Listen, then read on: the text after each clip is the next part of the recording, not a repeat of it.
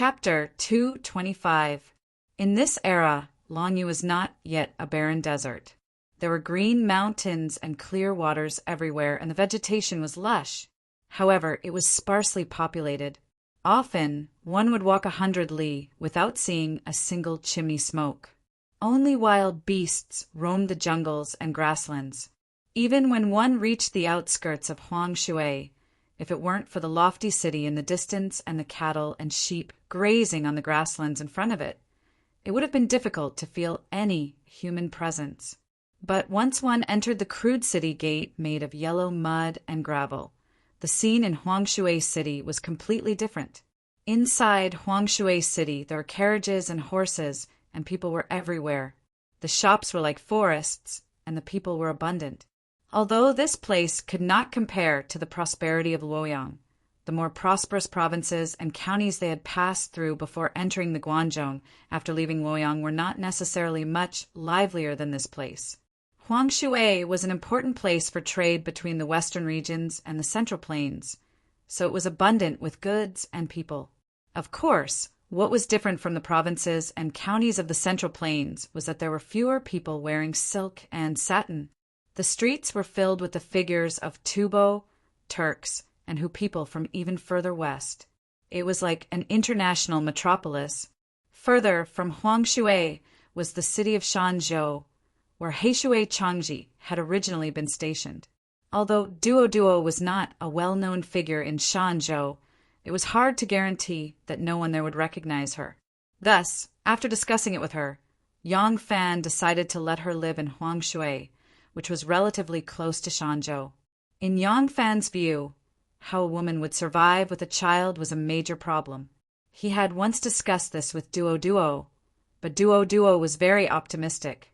Once in Longyu, Duo was like a fish in water, no longer as helpless as she had been in the Central Plains.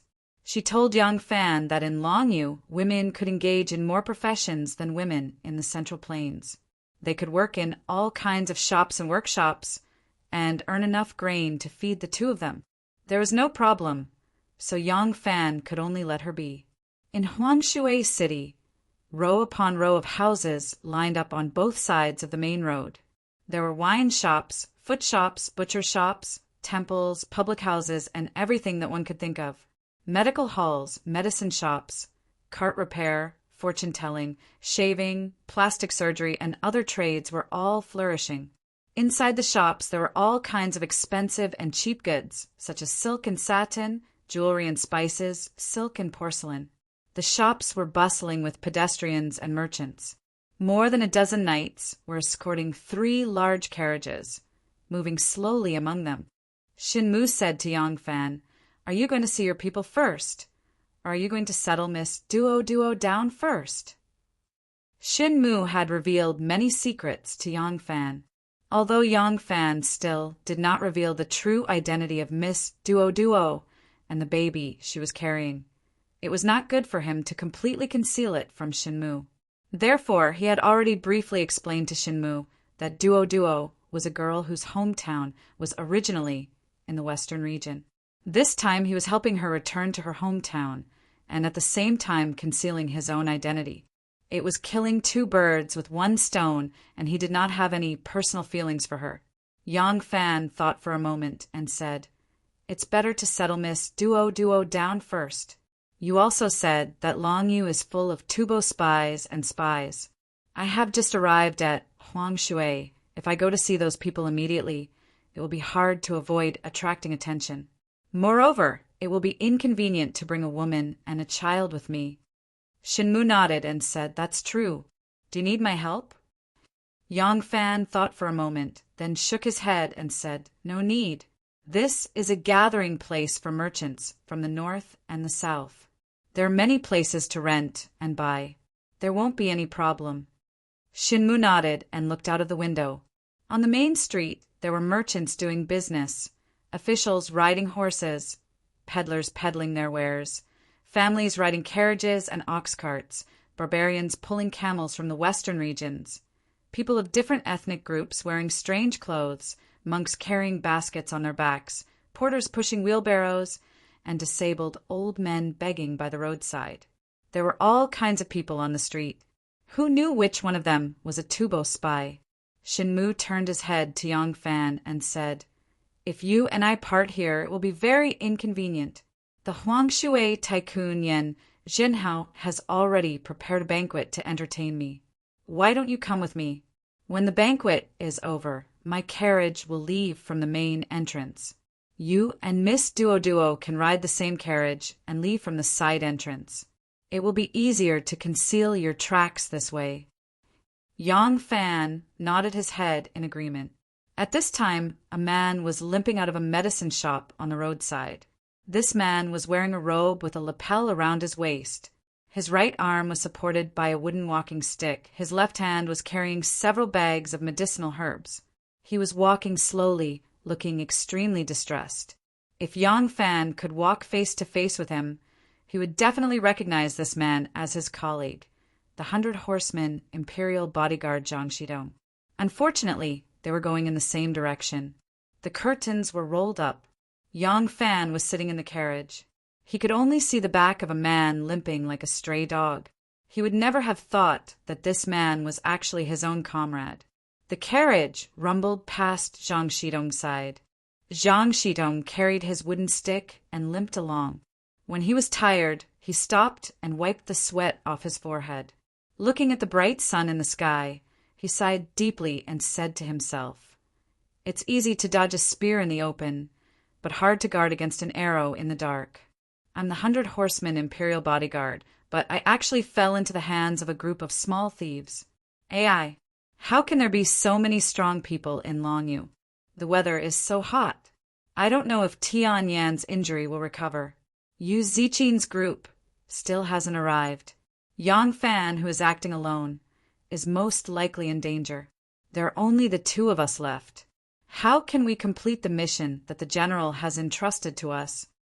Zhang Shidong let out a long sigh and limped into a narrow and dirty alley. The carriages traveled in the city for a while and came to a wide alley with few pedestrians. On both sides of the alley were high walls and Guangliang gates. With one look, one could tell that the people living in this area were either rich or of high status. The Guangliang gates were buildings that were second only to the Wangfu. Logically speaking, there couldn't be so many high-ranking officials here. Longyu was not like the Central Plains. There were not strict requirements in these areas. As long as you had money and power, you could build anything you wanted. No one would punish you for overstepping your authority. The carriages traveled in the long alley for a while and stopped in front of a door with a high base. The eaves were decorated with sparrows and 3 clouds. Yang Fan and Shen Mu lifted the curtain and walked out. Zhang Yi followed behind. A man in his 40s dressed as a scribe smiled and stood at the bottom of the stairs. He bowed to Shinmu and said loudly, "Young master, you came from afar. I, Yen, have not welcomed you. Forgive me, forgive me." This man was the richest man in Huangshui, Yen Jinhao. Yen Jinhao controlled jewelry, leather goods, silk, porcelain, salt, and almost all the profiteering businesses in the area. He also owned 2 large pastures and thousands of fine horses. He could be said to be as rich as a country.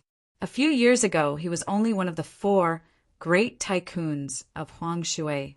He sat on the 3rd seat, but he wasn't number 1.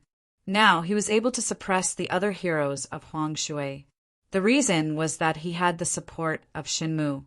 Yen Jinhao was not one of Shen Mu's people. He had absolute freedom and could make his own decisions. But because of common and long-term interests, who could make him betray Shenmu, doing so was equivalent to betraying himself. Thus, he was someone Shenmu could absolutely trust. Shenmu got out of the carriage and helped Yen Jinhao up. He laughed and said, "Old Yen, long time no see." Yen Jinhao smiled and said, "Yes. It's been more than a year since we parted last spring in Chang, and young master is as handsome as ever. Congratulations." And this is... Yen Jinhao's eyes focused, and he looked at Yang Fan. He was well aware of Shen Mu's identity and how much power he had. How could he underestimate someone who could walk shoulder to shoulder with Shen Mu? Shenmu smiled and said, "Come, come, come. Let me introduce you. This is my brother, Yang Fan. You can call him Erlang. Erlang, this is the richest man in Huangshui, Yan Jinhao, whom I mentioned to you before. Brother Yan." Little brother Yang Fan greets brother Yan. Yang Fan hurriedly went forward to greet him. Yan Jinhao wore a turban on his head and a loose robe with pine and bamboo patterns. He was tall and thin, with a high forehead and a high nose. There were 3 strands of mustache under his chin. He did not have the stink of money of a merchant at all. He looked carefree and elegant, just like a distinguished scholar. It was difficult to associate him with a merchant's identity. After the greetings, Yan Jinhao courteously led the 2 of them inside. At this time, Lady Qiqi and Duoduo also came out of the carriage with their child. Shenmu did not introduce Qiqi to Yan Jinhao.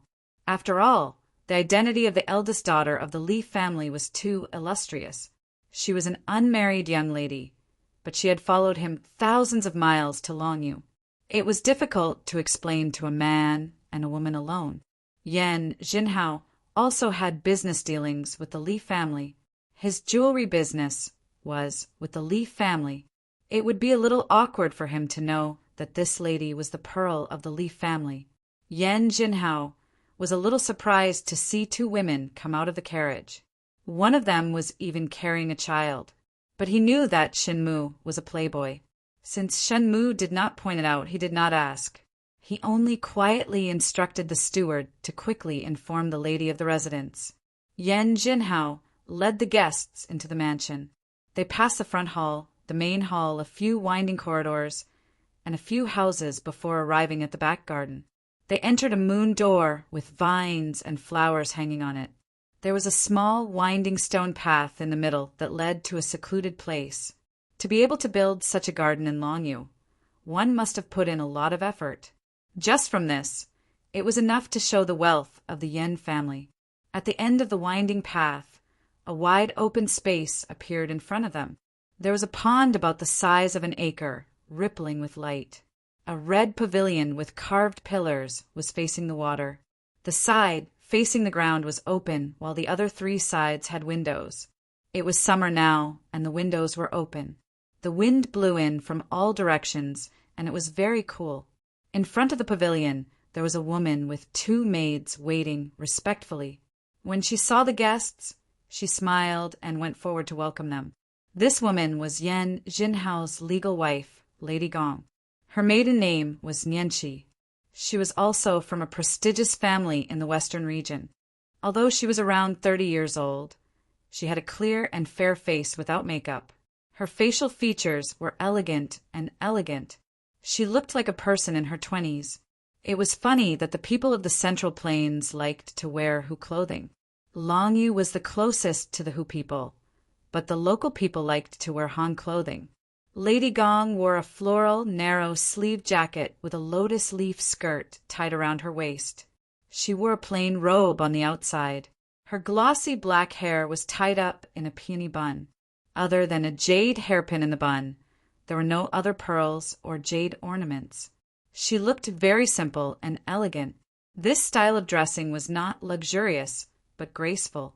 It was just right for her noble status. One must know that the rich merchants of the western region were very different from the merchants of the Central Plains. They were actually the leaders of the local politics, economy, culture, and education. Although they were called merchant families, they were actually the families of the local officials. Their background was very deep. Naturally, the merchants who only dealt in business could not compare. Seeing that Lady Gong was about to step forward to pay her respects, Shenmu hurriedly stepped forward and smiled. Both sides greeted each other. As the hostess, Lady Gong warmly invited the guests to sit in the pavilion. There were already a few tables in the pavilion. Everyone took their seats. All kinds of delicacies were served like flowing water. Musicians played under the door. 2 beautiful Hu concubines walked in. The welcoming banquet began. Chapter 226. At this time, Shanzhou was also holding a welcoming banquet. The welcoming banquet was held at the post house. because there were many merchants traveling from the south to the north. This post house simply ran an inn. In this way, not only did the imperial court not need to allocate a lot of construction funds, but it could also make a lot of money. Now, this post house in Shanzhou was connected with luxurious rooms. Just the banquet hall alone had several rooms, such as the upper hall, the lower hall, the main hall, the side hall, the east hall, and the west hall. The inner walls of the post house were lined with bamboo mulberry trees, halls, and corridors. There was also a pond with a circumference of several acres. One could go boating, fish, or lean against the railing to admire the moon. The environment was very elegant. Because this place also ran an inn and received merchants from all over, the post house was divided into different areas. The area for receiving officials and messengers was separated from the other areas by high walls. It was equipped with special kitchen rooms, livestock corridors, warehouses, and so on. It was Lu Shirda's idea to make use of the large number of merchants from the north and south to open an inn to make up for the lack of funds allocated by the imperial court by running a hotel. Lu Shirda was an honest official and did not take any money other than his salary. These years, He Changji was in charge of the military and administration of the Qingyuan army. As his deputy, he was in charge of logistics and farming. It could be said that he was in charge of money. However, he lived in a shabby house and could not even afford to hire a few servants. Now that Wang Xiaojie and Qiu Shinji had come from Luoyang, he could not afford to hold a lavish banquet in his house. Fortunately, these two officials of the imperial court were here and should stay in the post house.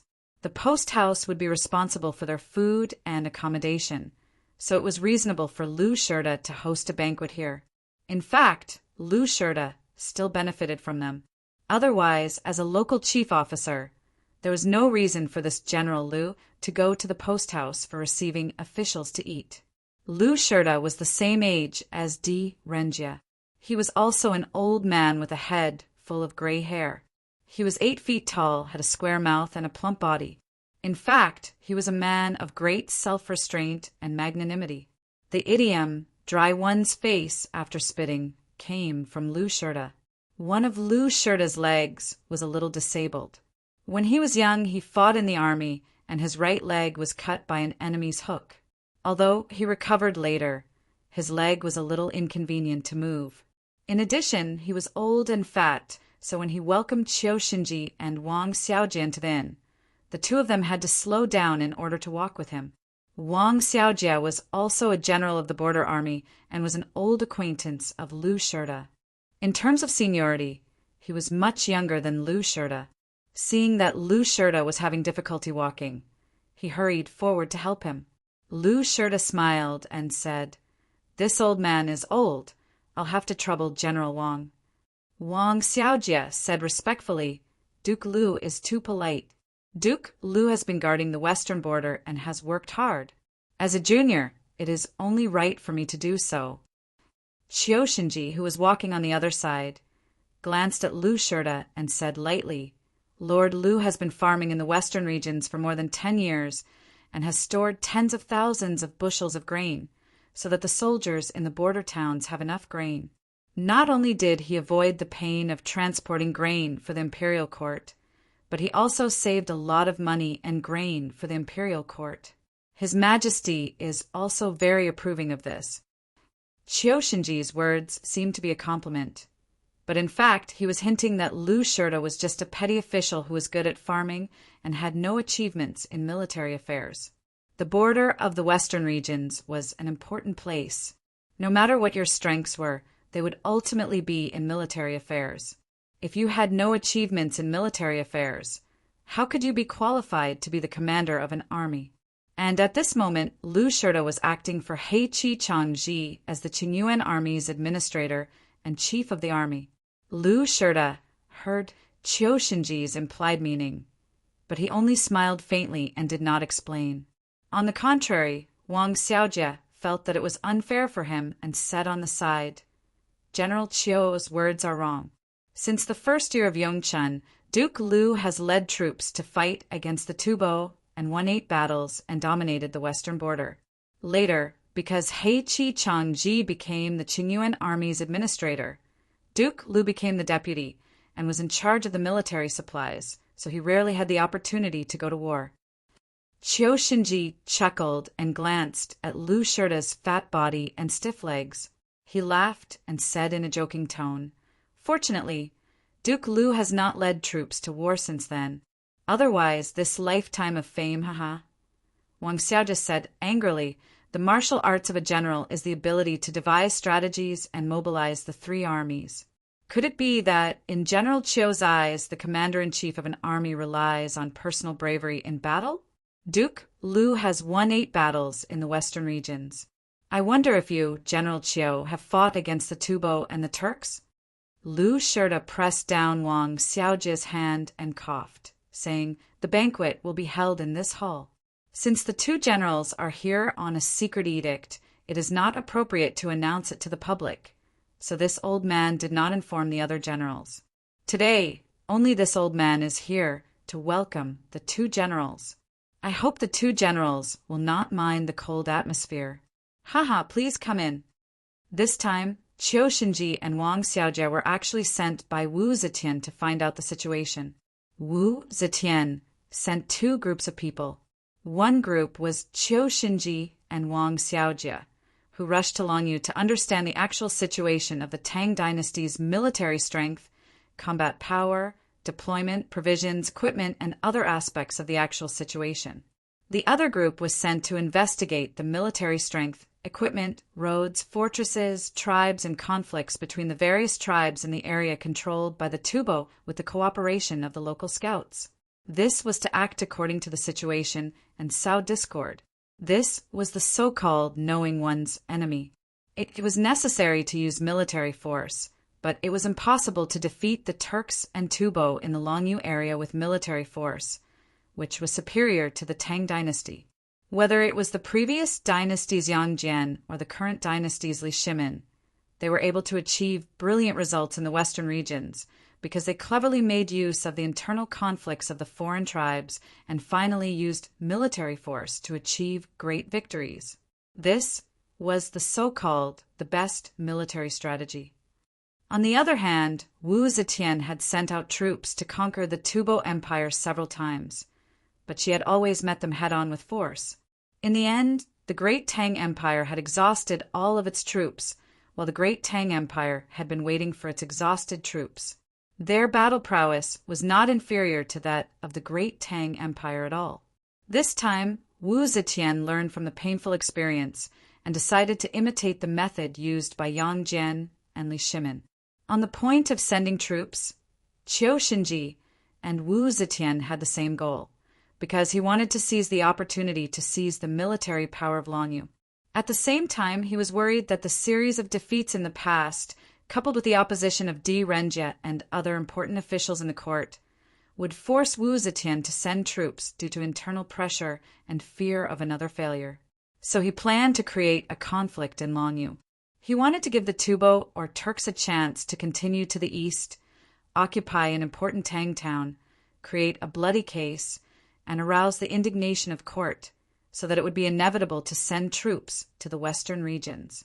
At that time, Lu Shirda, as the commander-in-chief of the western regions, would have to bear the responsibility of the failure, be executed or exiled, and the military power would naturally be handed over.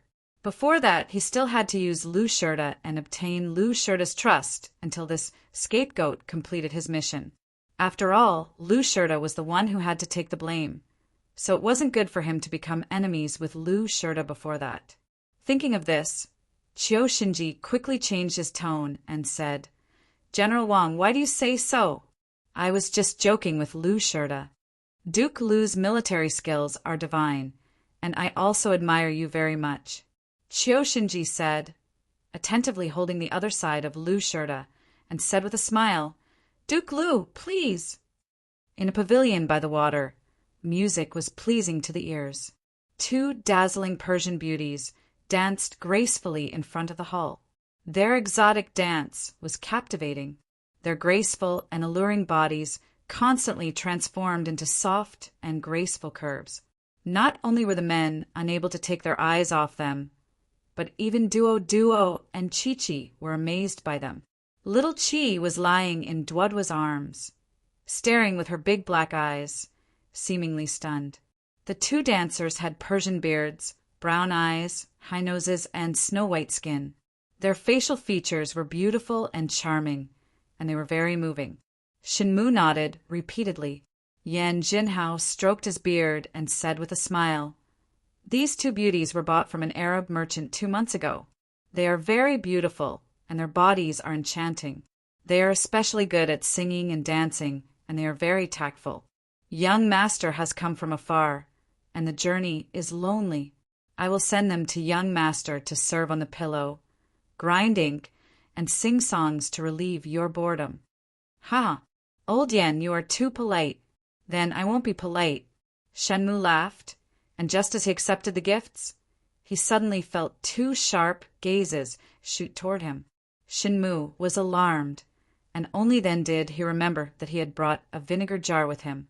He quickly changed the topic and very naturally said, "However, Shinmu is not young anymore, and I don't have the frivolous mood of a young man. I plan to give these 2 dancers to Erlang. Brother Yen, please don't take it to heart."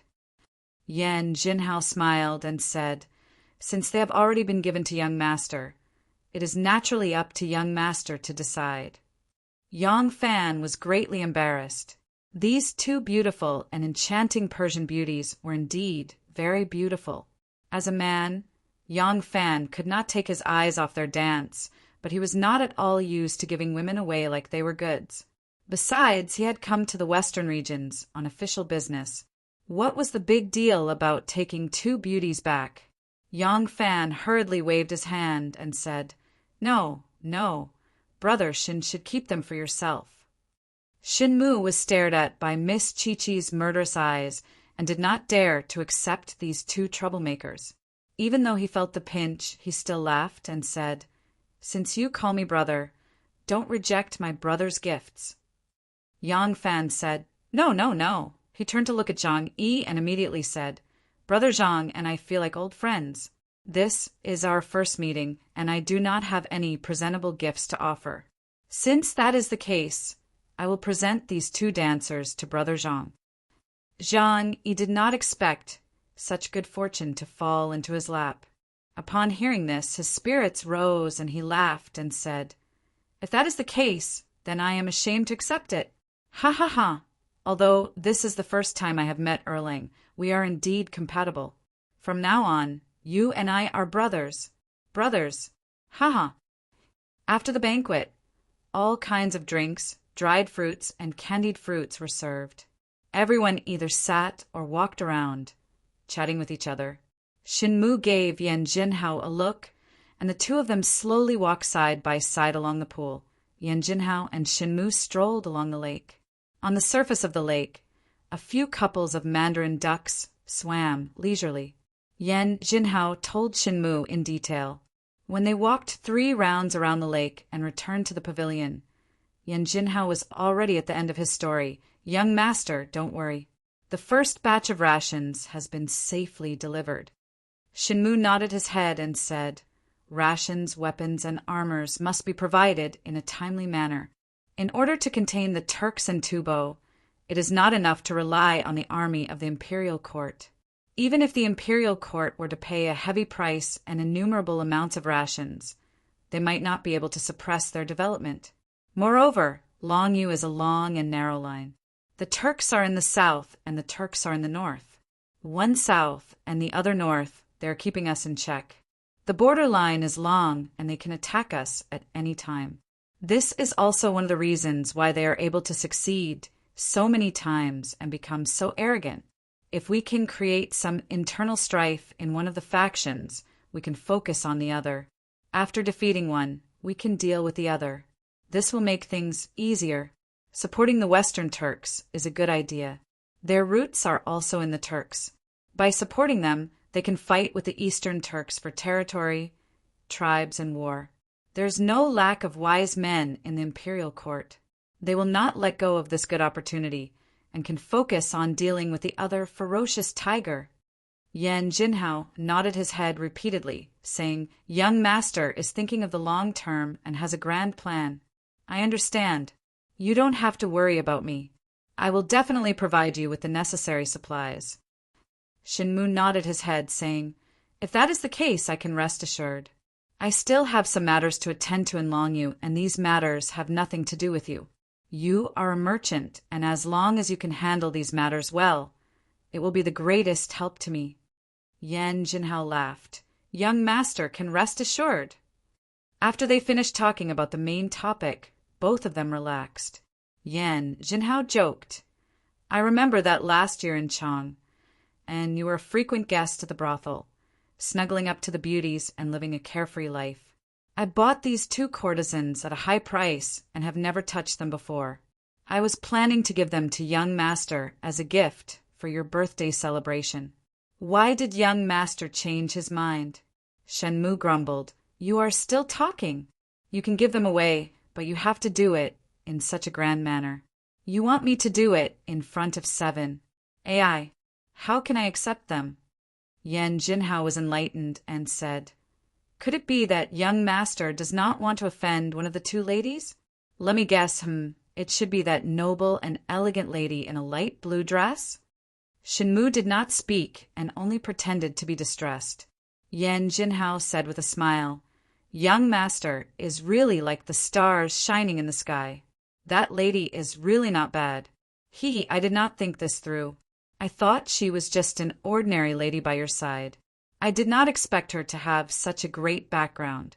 How about this? I will look for 2 excellent courtesans and send them to young master. There is no need, Shenmu said with a smile. Fortunately, Beta Persei did not want to accept them and gave them to Zhang Yi. I was just being polite to Beta Persei, but he did not stand on ceremony at all. After we leave this place, I will ask him to give them to me. Shinmu had just said this when he saw Zhang Yi's eyebrows crooked, his eyes slanted, his face full of satisfaction as he walked out from a fork in the forest. Behind him were the 2 Hu girls. Their hair was disheveled, their clothes were untidy, and their cheeks were flushed red. Seeing Shenmu, Zhang Yi immediately greeted him with a smile. Young master, these 2 women are really interesting. But are round and big. They are so charming. Shenmu looked at Zhang Yi and then at the 2 courtesans behind him. He stared and said, Where do you work? Zhang Yi stuck his thumb up and said proudly, In the forest. I have not touched a woman's body for 2 months. Today is really comfortable. Shinmu looked up at the sky and sighed, How could I forget that you are called Little Flying General? It is not only because of your fast arrows. When Shenmu and the rest left the Yen residence, Yan Jinhao opened the door and sent them off. In order to prevent people from noticing, Yang Fan did not ask for his carriage back. Instead, he gave it to Shenmu to take with him. He also changed one of the courtesans who was given to Zhang into the same outfit as Duo. She carried a bundle in the shape of a baby and boarded the carriage first. She purposely rolled up the curtains so that people could vaguely see her. Shenmu walked out of the residence and chatted with Yan Jinhao for a long time before boarding the carriage. He swaggered to the Huangshui post house. Among the local residences, that was the best place. Yang Fan and Duo carried the baby. While they were pretending to chat in front of the gate, Madame Gong personally escorted them to the corner gate of the backyard and left in a hurry. Before they left, the steward of the Yen residence had already given them a few pointers so that they knew the layout of Huangshui City and which areas had houses for rent. Therefore, after leaving the Yen residence, they went straight to the south of the city. Because there were a large number of merchants coming and going in the city, there were many shops, inns, taverns, and brothels. As a result, the entire city was divided into relatively obvious areas.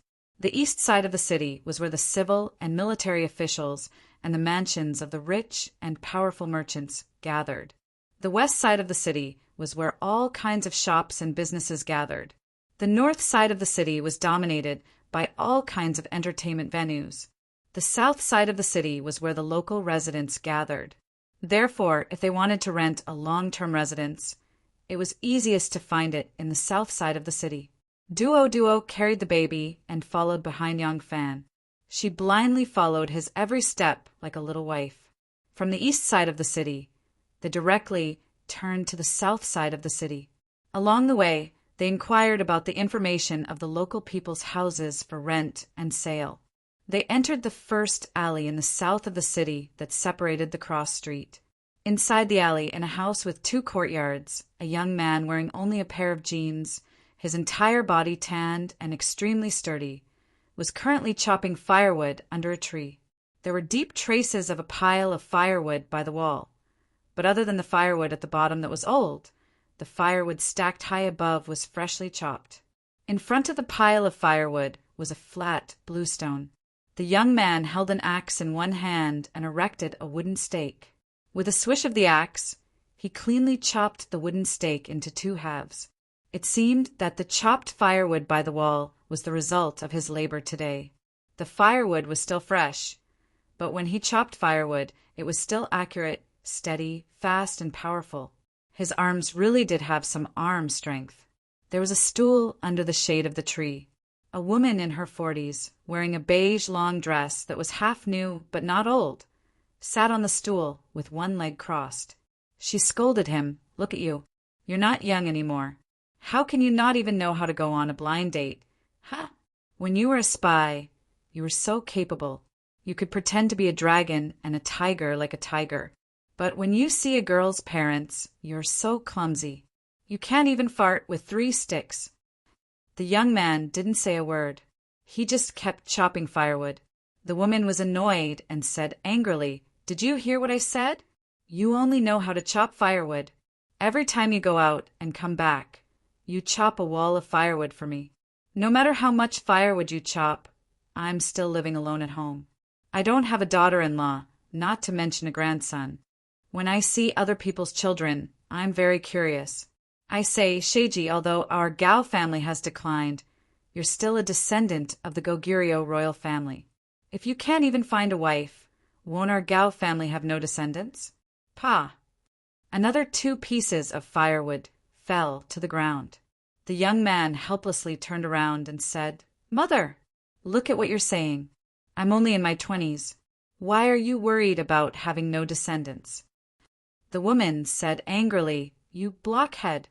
When you were young, Crow, who played with you in the mud, became a father at the age of 15.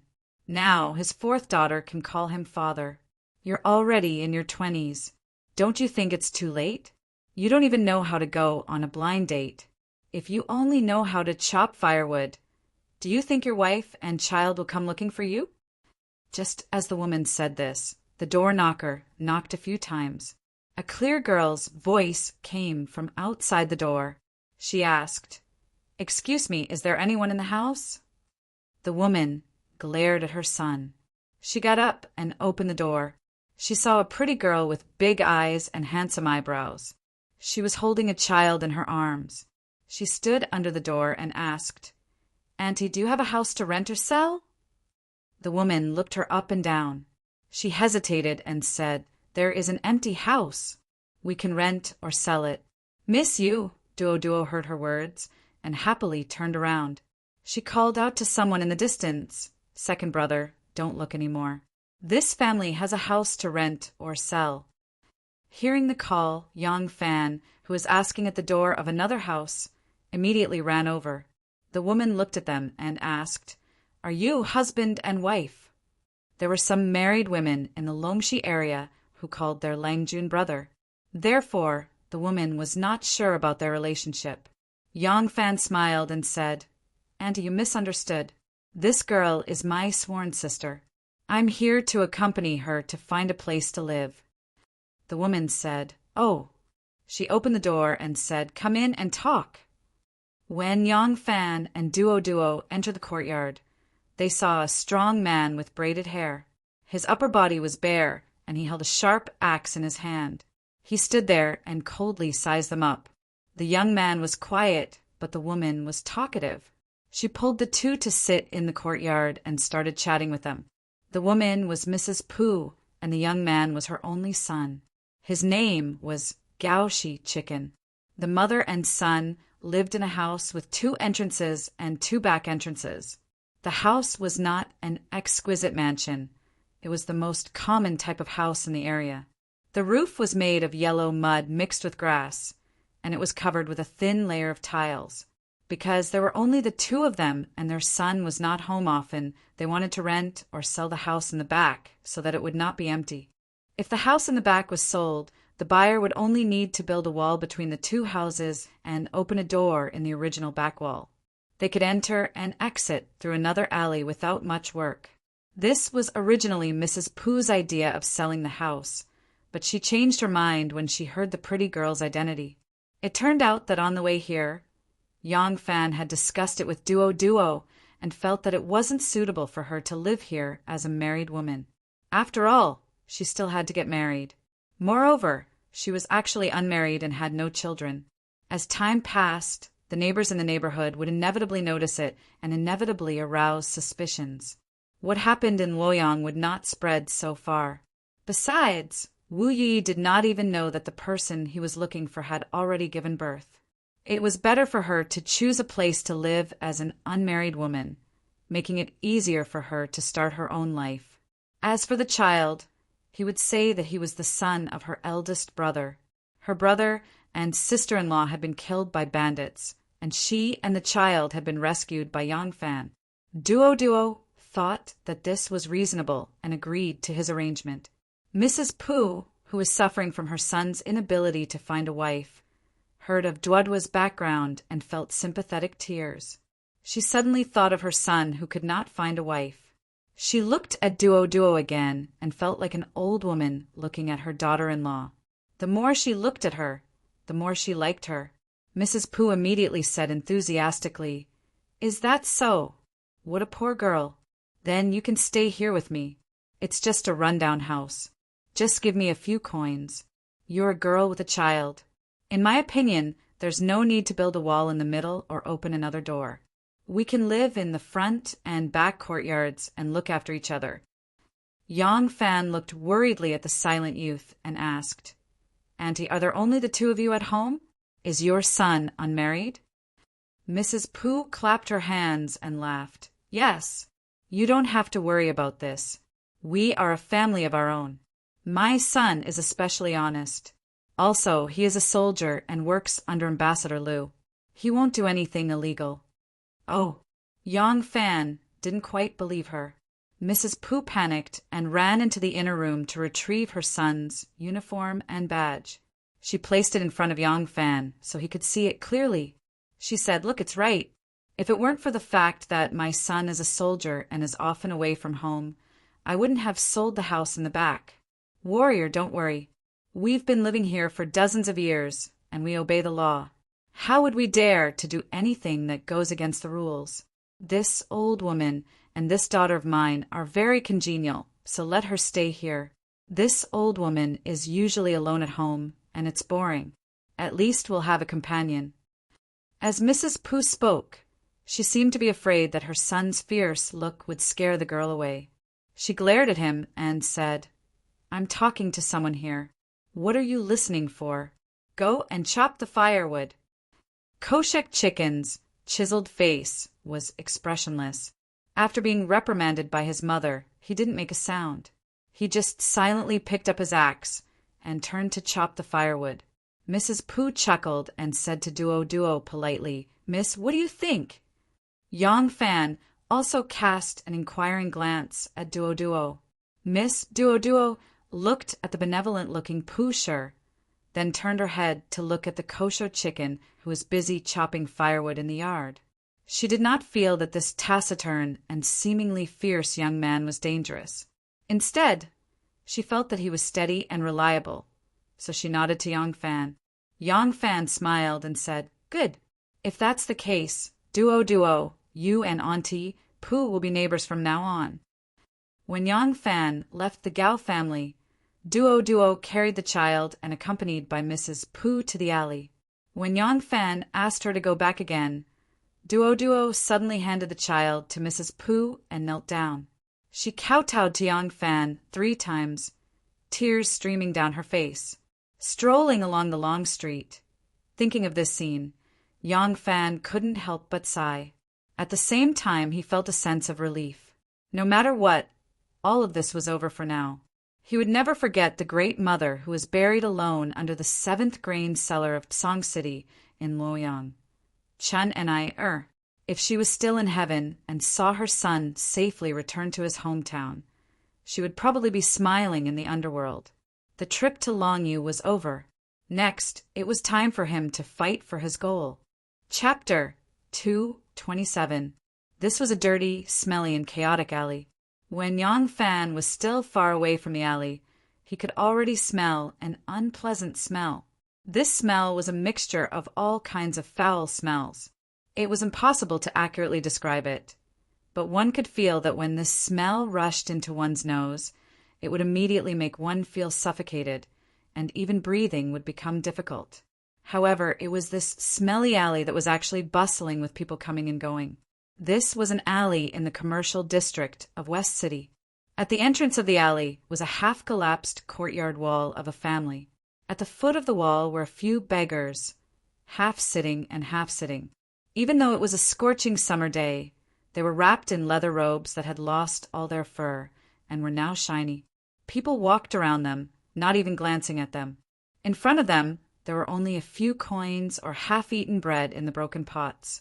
Walking into the alley, it became even more crowded. There was a drainage ditch on the side of the road. Rainwater and domestic water had accumulated in the ditch, and a layer of green fur had already grown on it. One could faintly see human and cow and horse feces being washed down, gently floating on the surface of the green fur.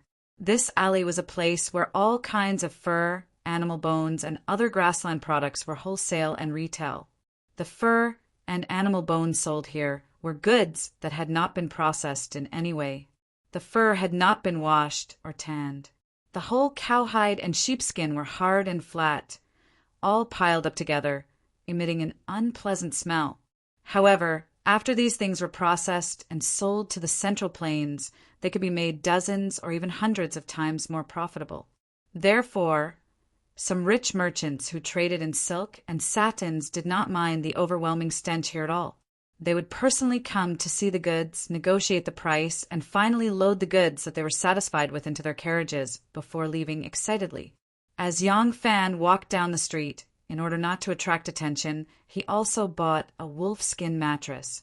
Of course, with his current appearance, he would not buy an expensive wolfskin that was hunted in autumn or winter. Moreover, this wolfskin was not good in terms of color or workmanship. The wolfskin was still hard, and there were even a few damaged areas. Yang Fan rolled up the wolf pelt and tucked it under his ribs. He continued to look around as he walked forward. After a while, he saw a sign with a black yak drawn on it. The yak was not big, but its horns were huge. The word Li was written on the 2 half-moon-shaped horns. Yang Fan knew that he had arrived at his destination. The front of this shop wasn't big, and there was a pile of yak hides of poor quality in front of the door. On the other side, there was a complete ox skull with 2 sharp and huge horns. Yang Fan paused for a moment at the door. Seeing that no one was paying attention, he immediately walked in. There was only the shopkeeper and a young shop assistant in the shop. The shop wasn't big, and it was difficult for 3 or 4 people to even turn around after entering. There were only a few things sold in this shop. Some were placed outside, and most of the goods were in the backyard. The backyard was the spacious space, and all the shops here were like this. Seeing that there were no customers in the shop, Yang Fan used the code that Su Liang taught him when he left the capital to contact the shopkeeper. The shopkeeper was in his early 50s and his body was thin. His skinny face was full of wrinkles, and he had a sparse beard, which made him look like a big mouse. After using the code, the shopkeeper's eyes widened, and he said in surprise, "In your group, you are the only one who came out alive? You actually came out unscathed?" Yang Fan was startled, and he said, "What do you mean? What happened to the other groups?" The shopkeeper asked curiously, "Could it be that your group didn't encounter any bandits or Tibetan scouts?" Only now did Yang Fan understand. He said, "I came alone, traveling with a large group, so I didn't encounter any accidents. But someone else has arrived?" Did they encounter any trouble along the way? The shopkeeper pulled Yang Fan and said, "Come with me." The shopkeeper pulled Yang Fan to the back, and as they walked, he gave him a brief explanation of the situation. It turned out that the 100 cavalry guards who had set off from Luoyang, although they had disguised themselves as merchants or travelers, had all encountered different groups of people and different degrees of attacks along the way. In the end, not a single group had been able to reach the Huangshui unscathed. Some of them had even been completely wiped out. Up until now, the shopkeeper had only received 3 groups of people. In total, there were only 7 survivors, and all of them were injured. Including Yang Fan, there were only 8. In other words, if no one else arrived, then of the 50 elites sent out by the 100 cavalry, only these 8 people were left. The guards who had been attacked had thought that there were as many bandits as there were hairs on an ox in the Longyu area. It was only in the past 2 days that they had learned from the person in charge of contacting the local army that the people they had encountered might be bandits cutting the path. But most of them were probably Gorge scouts. Only the Gorge Pass scouts, skilled in ambushes and fearless of death, in a situation where they were completely unprepared, could cause such great damage to these brave and skilled soldiers. As Yang Fan listened to the shopkeeper's explanation, he hurriedly bypassed the mountain of stinking fur goods and turned to a row of simple houses in the backyard. Zhang Shidong was slowly moving in front of a house with his walking stick when he suddenly saw the shopkeeper leading Yang Fan over. He immediately stopped and looked carefully. His hand loosened, and the walking stick fell to the ground with a clang. Zhang Shidong looked like he had seen a ghost. You are Yang Fan." Yang Fan saw that he was standing unsteadily on his own. He hurriedly stepped forward and picked up the walking stick to support his ribs. "Of course it's me. How did you become like this?" Zhang Shidong said in surprise. "You're alone. How come you're not injured at all? Didn't you meet a single Tibetan scout along the way?" Yang Fan repeated what he had said to the shopkeeper to Zhang Shidong. Zhang Shidong wanted to cry, but had no tears. "I didn't expect that you would escape a calamity by traveling west alone. Sai, let's not talk about it. I, Zhang Shidong, have been on the battlefield before, and the number of foreigners who have died under my blade is at least a few dozen. I've never fought such a stupid battle, being ambushed for no reason." Zhang Shidong said angrily, "It's not that we are careless, but sometimes there are travelers who lead camels, women, and children with us. How can you be wary of them? Hey, I've been traveling with you for 3 days. A moment ago, I was singing to you around the bonfire with strong liquor in my hands, and the next moment a knife came stabbing me. It's impossible to guard against it." Yang Fan patted his shoulder and said, "I've heard the general situation from the shopkeeper. Who else has arrived?" Zhang Shitong pointed to the row of houses behind him and said, "They're all inside. Including me, there are only 7 left alive. Most of them are injured. I don't know how long it will take for them to recover." Yang Fan said, "I'll go take a look first." Yang Fan stepped into the room. Zhang Shitong leaned on his crutch and followed behind the shopkeeper. The people who had already arrived were Huang Xuchang, Zhang Shidong, Zhang Qi, Tianyan, and Wei Tongchuan. Most of them were injured. Among them, Tianyan's injury was the most serious. He had been stabbed in the ribs. Because of the hot weather and the lack of timely treatment, he had fallen unconscious after arriving at the Huangshui River. He had gotten better in the past few days, but he was still unconscious most of the time. Huang Xuchang's injuries were also not light. He had been injured twice. After escaping from the first attack, he was attacked a second time only 3 days later.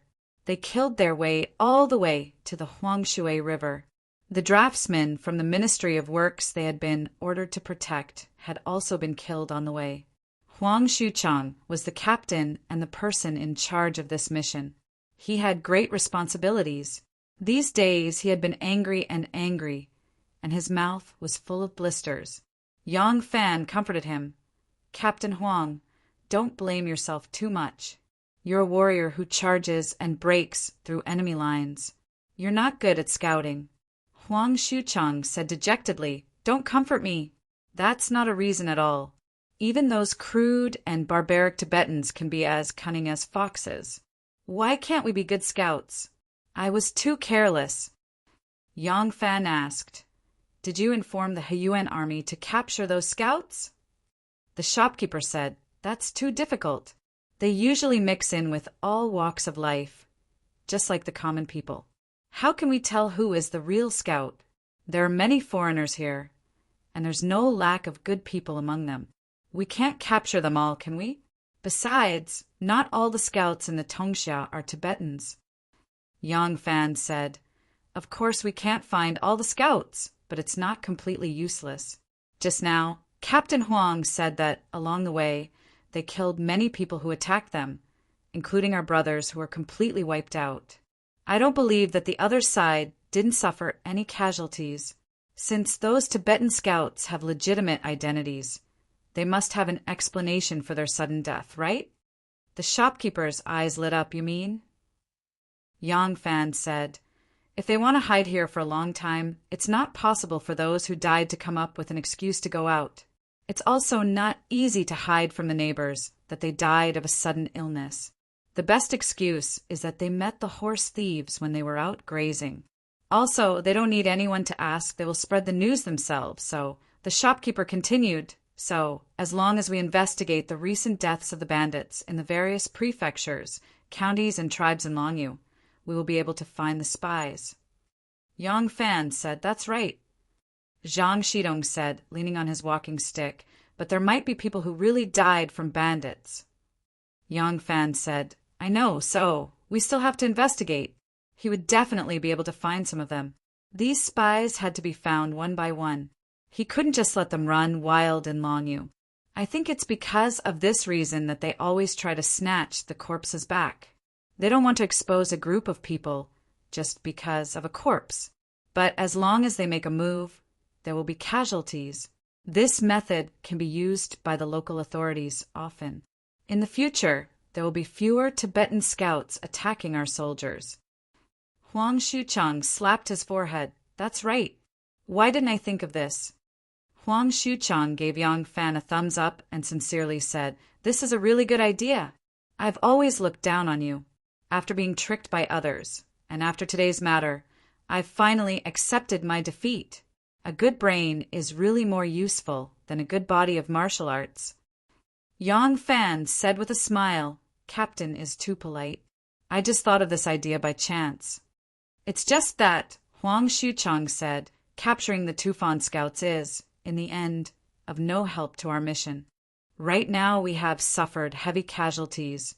We're only left with these few people, and each one of them is wounded. His Majesty has placed high hopes on us. If this trip to the western region is fruitless, and we suffer heavy casualties, what would His Majesty think?" Yang Fan thought for a while and said, "Captain's injuries are very serious. By the time you and your brothers recover and can move freely, I'm afraid it will take more than a month at the earliest.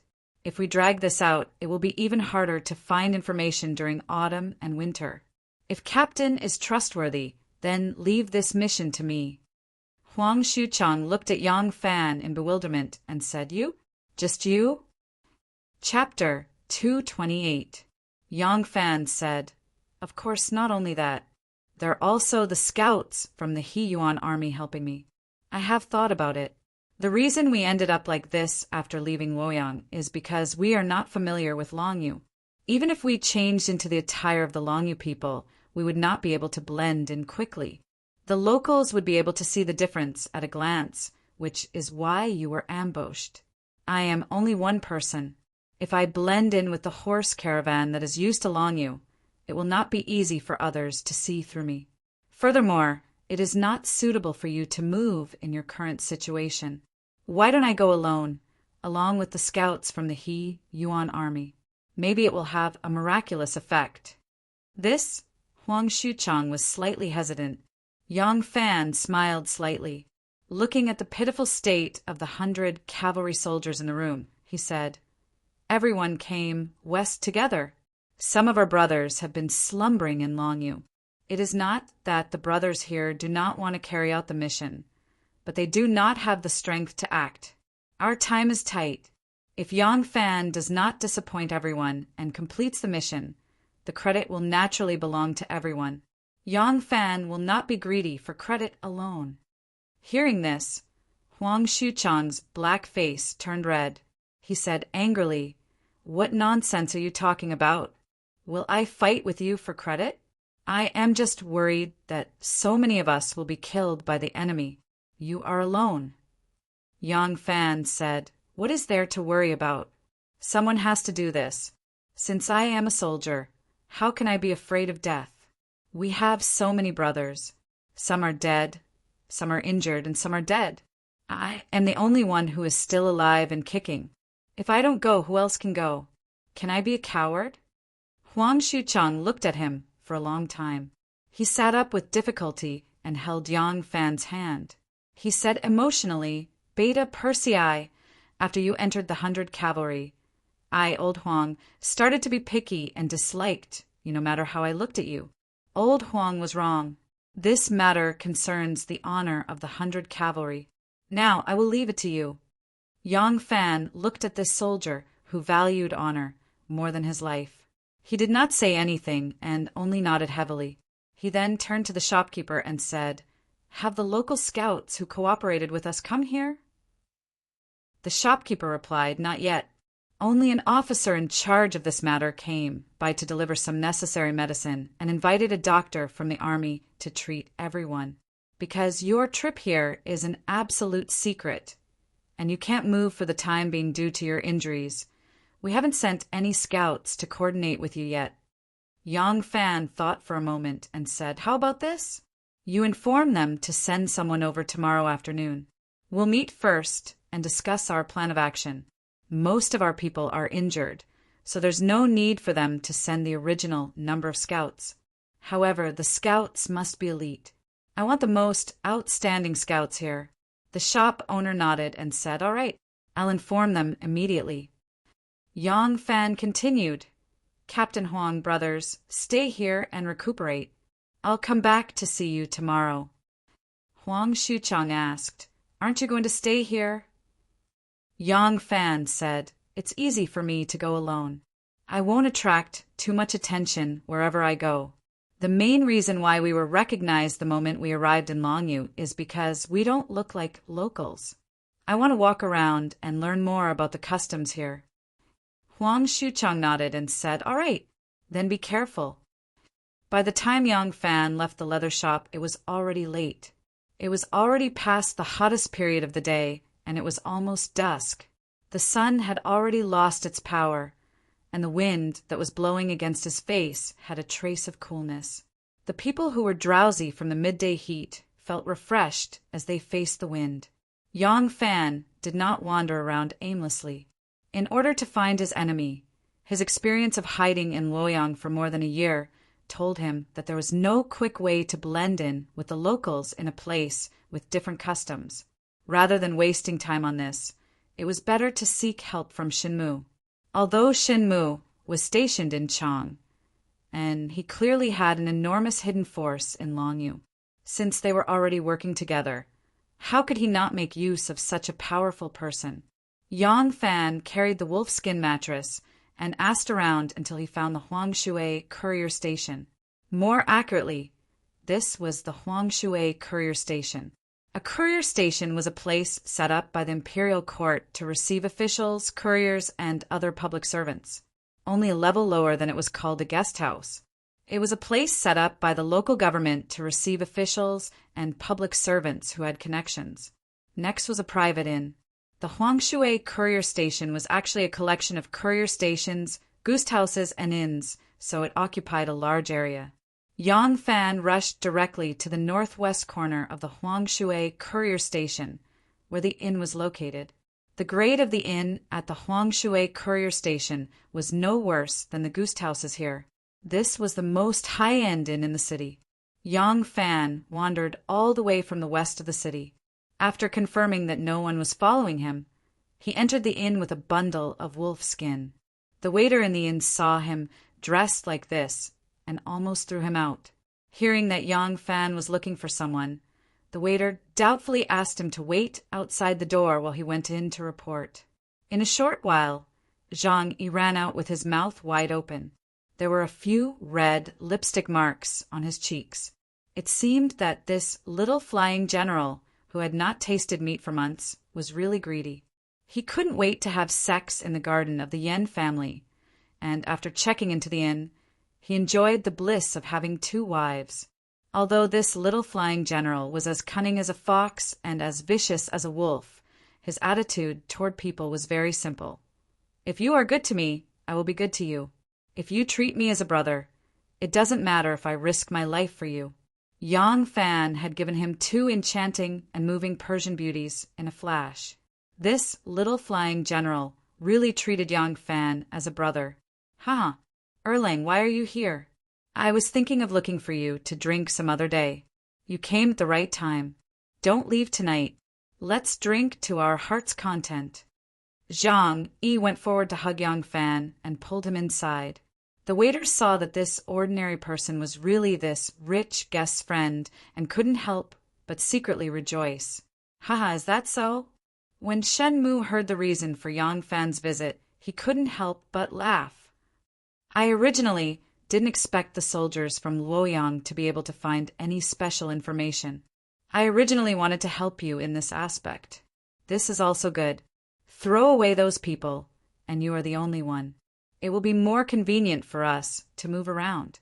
Yang Fan said happily, "If that's the case, I really have to thank Brother Shin." Shin Mu waved his hand and said, "Don't mention it. Speaking of which, there is no falsehood in the various reports from Longyu.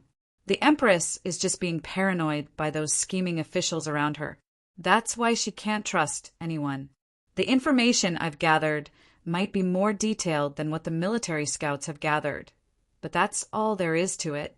There won't be much difference." Shin Mu said again, "Where will you be staying tonight?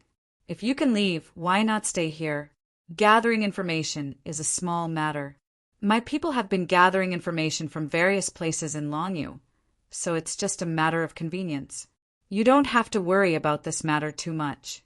As for the matter that I mentioned, we still need to discuss it properly."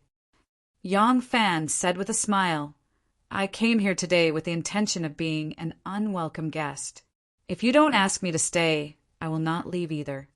At night, in Shen Mu's room, the 3 of them sat facing each other. Zhang Yi is the only one drinking heartily. The wine is good, the dishes are good, but Shen Mu and Yang Fan's minds are not here. Shen Mu said the Tubo Army's organizational structure is like this. The country is divided into 4 ru. Each ru is divided into 2 sub-ru. Each sub-ru has 4 dongdai. Each sub-ru also has a direct, subordinate dongdai. In addition, there are 4 Imperial Army dongdai guarding the 4 ru.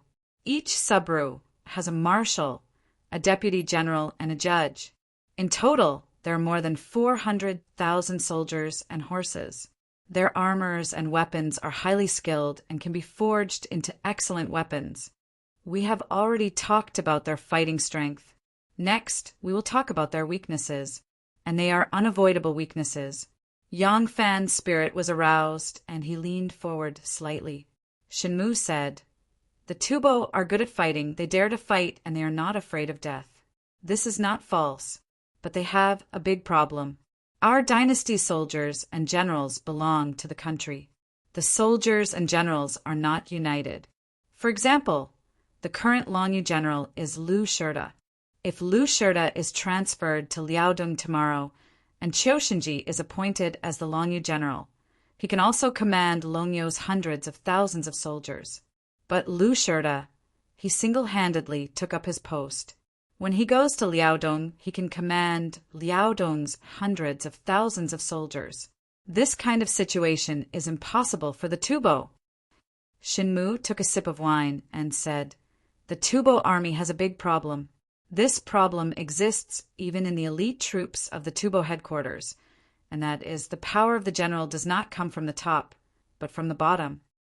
Yang Fan asked, "What do you mean?" On the side, Zhang Yi gulped down a big bowl of wine. He stared at them and then grabbed the wine jar and filled it again. Shenmu said, "The Tubo army and the people are united. During wartime, they are the army, and during peacetime, they are the people. Their general is the lord and the leader of the tribe during peacetime. Because he has people and territory in his hands, he is recruited to fight in wartime. That's why he is a general. If his men and horses are all killed, he as the lord will naturally be finished. Even if Zan Pu wants to use him, he can't send him to any other lord's tribe to command other people's troops. In this case, it means that as long as his men and horses are all killed, he will be penniless. It's impossible for him to become the commander and continue to live the life of a superior. Therefore, they must preserve their capital. Once the battle is too hard, even if the soldiers dare to fight, their leaders will not dare to continue fighting. They will do everything possible to preserve their own strength." Yang Fan suddenly understood and gently nodded his head. Shenmu continued, "Let's talk about those vassal tribes of Tubo, such as Yangtang, Supi, and Tuyuhan. They are regarded as foreign tribes by the Tubo nobles and are discriminated against. When they go out to war, the Tubo's generals and soldiers are fed with meat and drink, but they are often hungry and full. Not to mention this, as vassal tribes, they must regularly pay tribute to the Tubo's headquarters, send troops for free, and distribute the spoils of war first to the Tubo's headquarters. How can they not harbor resentment? It's just that they are forced by the situation and have no choice but to comply. Therefore, there are those who outwardly agree but secretly oppose.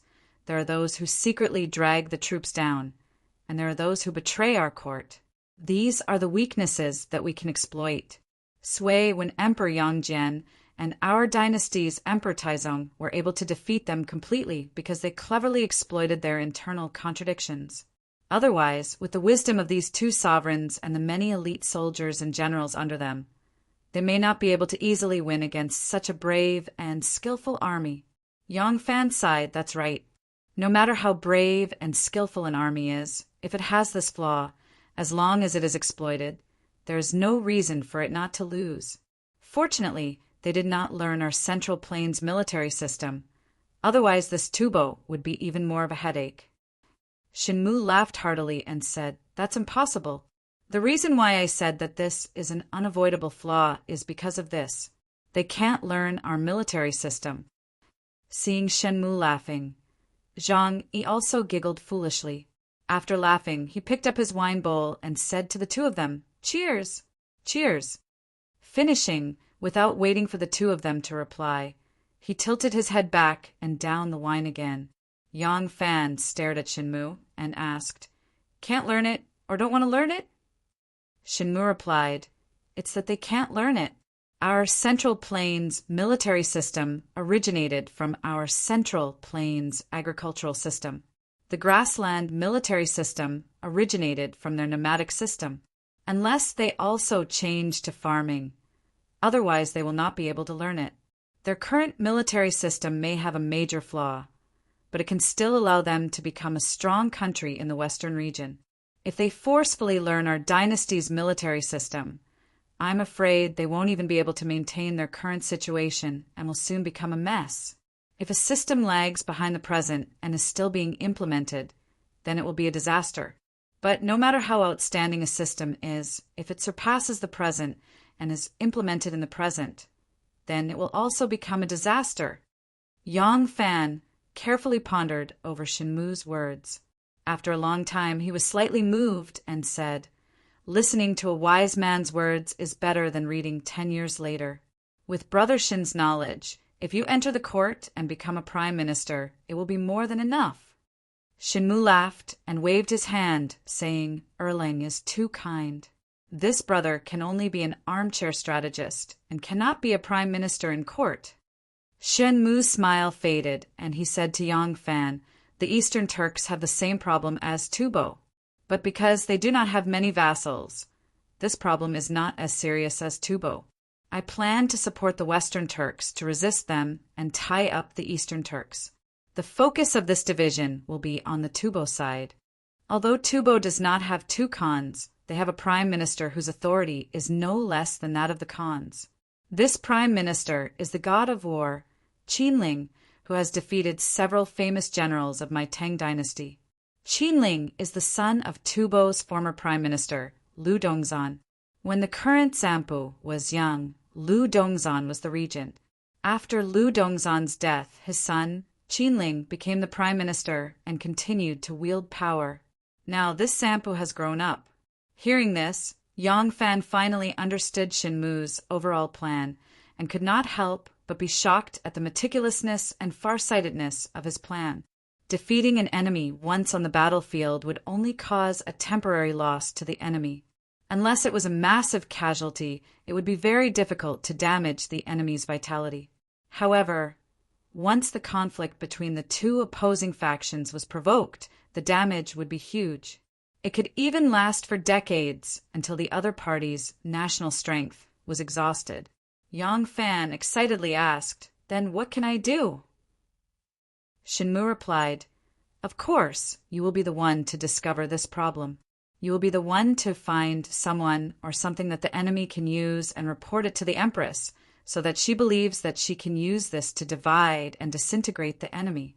If you are willing to share the credit with Teacher Shui or some other general you are on good terms with, I believe that you will have a greater chance of success." Startled, Yang Fan somewhat disappointed. "What I am doing is that simple." Shenmu smiled. "It is that simple." Yang Fan sighed. "This truly is a simple task." Chapter 229. After a long conversation last night, Yang Fan had received confirmation from Shenmu, and his heart was at ease. When the two of them had decided on a plan and were ready to drink, they found that Zhang Yi was already hugging a wine jar, curled up into a ball, and snoring away. The next morning, Yang Fan left Shenmu's place and went to Duoduo's home. The second courtyard that Duoduo lived in was usually cleaned by the diligent Madame Park, so it was very clean. After Duoduo moved in, other than the bedding and oil rice that she had to buy herself, everything else was ready. Even the stove and pots were prepared. When she moved in yesterday, there was no time to buy anything. Madame Park wanted to make this beautiful daughter her daughter-in-law, so she enthusiastically pulled her into her room and invited her to have a meal together. Madame Park was afraid that her son would feel uncomfortable sitting in the room with a young lady, so she simply chased him out the door. The poor kosho chicken was carrying a bowl of porridge with only a few strips of pickled vegetables on it, squatting on the threshold to eat. This made Duoduo feel very bad. When Yang Fan arrived early in the morning, the kosho chicken was no longer at home. Madame Park was about to accompany Duoduo to buy some necessities. Before Yang Fan left, he left a sum of money for Duoduo. Little Seven was still young and needed someone to take care of her. Although Duoduo could take on some work at home, she still had a child to worry about. Thus, the money Yang Fan left her was enough to ensure that she would not have to work for a year. Seeing Yang Fan, Duoduo was very happy. Yang Fan took the child in his arms and accompanied Duoduo to buy things. Madame Park walked in front, helping Duoduo. Madame Park was very good at haggling over the prices of things. She could talk nonstop for half a day until the seller completely broke down and obediently sold the things to them at the price she offered. This way, Madame Park saved Duoduo a lot of money. Duoduo was happy to be free of worry and quietly chatted with Yang Fan in the back. Yang Fan whispered, "How is it? Did you live here well last night?" Duoduo nodded. "Yes, this place is similar to Shanzhou. I'm used to living here, but it's my first time living in someone else's house, so I was a little scared. I blocked the door at night and even put a rolling pin by my pillow." Speaking of this, Duoduo pursed her lips into a smile and said, "I was overthinking. This family is really honest. Their toilet is built at the back of the courtyard. Because I live in the back room, that kosho chicken is afraid of me. At night, he doesn't even dare to come to the backyard. He held it in for a whole night. When I woke up in the morning, I saw him running back like he was putting out a fire." Yang Fan couldn't help but laugh when he heard this. Duo was able to be neighbors with such a kind and honest family. Yang Fan was relieved. Along the way, it was the Pooh family who had helped with everything. There were only a few daily necessities that Duo could think of, but with Madame Park's reminder, she remembered many things that she had overlooked. When they returned, Yang Fan was a grown man, so he naturally became a laborer. He accompanied them back to the Gao residence, and it was Madame Park who helped Duo settle down. Seeing that everything was in order and there was nothing else to do, Yang Fan got up to leave, but Duo was unwilling to let him go. Soon, smoke rose from the chimney in the Gao residence's backyard. Although it was just a simple meal, with Duo and Madame Park's warm hospitality, Yang Fan was very full. After the meal, they sat for a while and played with Shao-Chi. After he took an afternoon nap, Yang Fan got up to leave. He went to the Li family's leather shop in the west of the city and saw Zhang Shidong, Huang Xuchang, and the others. The scouts sent by the Heyuan army had already arrived. They were all dressed in commoners' clothing. When they were brought in front of Yang Fan could not see the slightest hint of a soldier's temperament. They were completely ordinary commoners of Longyu. One of them had blue eyes and a long beard, and was actually a Hu. Yang Fan could not help but secretly praise them. These were the materials of a spy. If they had only relied on these people from Luoyang, even if nothing happened along the way, they would not have been able to complete the mission given to them by the imperial court. He examined the 4 scouts one by one, and when he saw the third person, he could not help but be startled. That person was also looking at him, and his face was full of surprise. Yang Fan stared at him for a while, and asked tentatively, "Gaoshi chicken?" The dark-skinned man, with 2 patches of dark red on his cheeks, said with some surprise, "That's me." So Miss Duodwa's sworn brother is me. This was the first time Yang Fan had heard him speak. His voice was a little hoarse and had a strong Longxi accent. Yang Fan smiled and turned to the shopkeeper. "I don't need so many people. I only need 2. Yang Fan pointed at the Gaoshi chicken and then at the blue-eyed and bearded Hu, saying, "I just want the 2 of them. That's enough." The Gaoshi chicken was a scout of the Heyuan army and had always been responsible for gathering intelligence in enemy-occupied areas. He was one of the most outstanding spies in the Heyuan army. The blue-eyed and bearded man was a Turk who had lived in the Huang River region for generations. He had long since been assimilated into the Han language, and now he was also an outstanding scout in the Heyuan army. His name was Big Bear. This chicken and bear pair were very disapproving of Yang Fan's plan to travel west. Although there were many journeys in the western regions on the ancient roads, very few people would travel long distances with just 3 or 5 people. The difficulty of the roads and the presence of bandits meant that they had to form a group of at least several dozen camels. Only then could they deal with the ever-changing weather, the lack of water in the desert, and the elusive mounted bandits. For Yang Fan to travel west with just 3 people was no different from sending himself to his death. Thus, the 2 of them made a series of suggestions to Yang Fan, such as expanding the size of the scouts, forming a large caravan, or concealing their identities to join westbound caravans. Yang Fan did not comment on any of their suggestions. When they were ready to set off 3 days later, Yang Fan led the 2 to the inn of the Huang River relay station. Camels, horses, and ox carts converged to form a long procession. The cavalrymen were all tall and sturdy, and judging from their charm, temperament, and attire, they were probably frequent customers of the western region's trade routes. Looking at their rough faces that had been weather-beaten, it was as if a desert wind was blowing against one's face, carrying with it an endless amount of sand.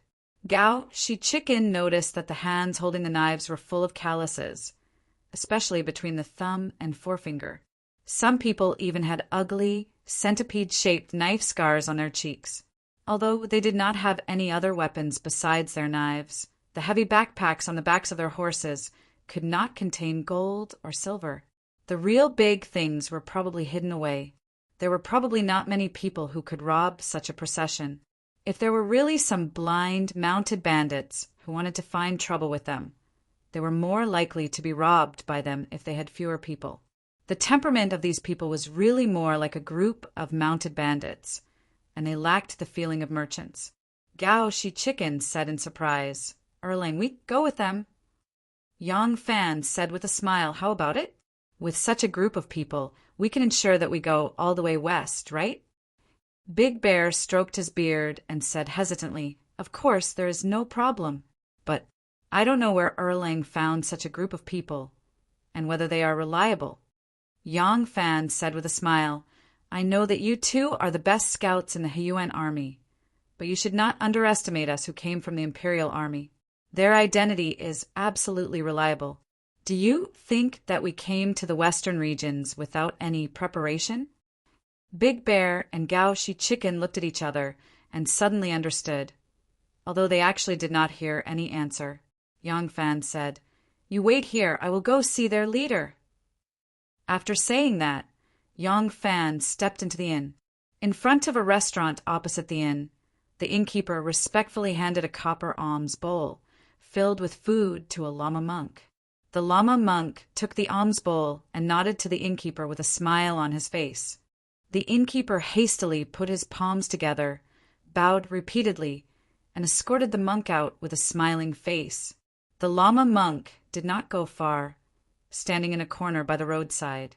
He leaned his Buddhist staff against the wall and put down the basket on his back, as if he wanted to eat here. The Lama monk was thin and withered, and his robe was so shabby that its original color could hardly be seen.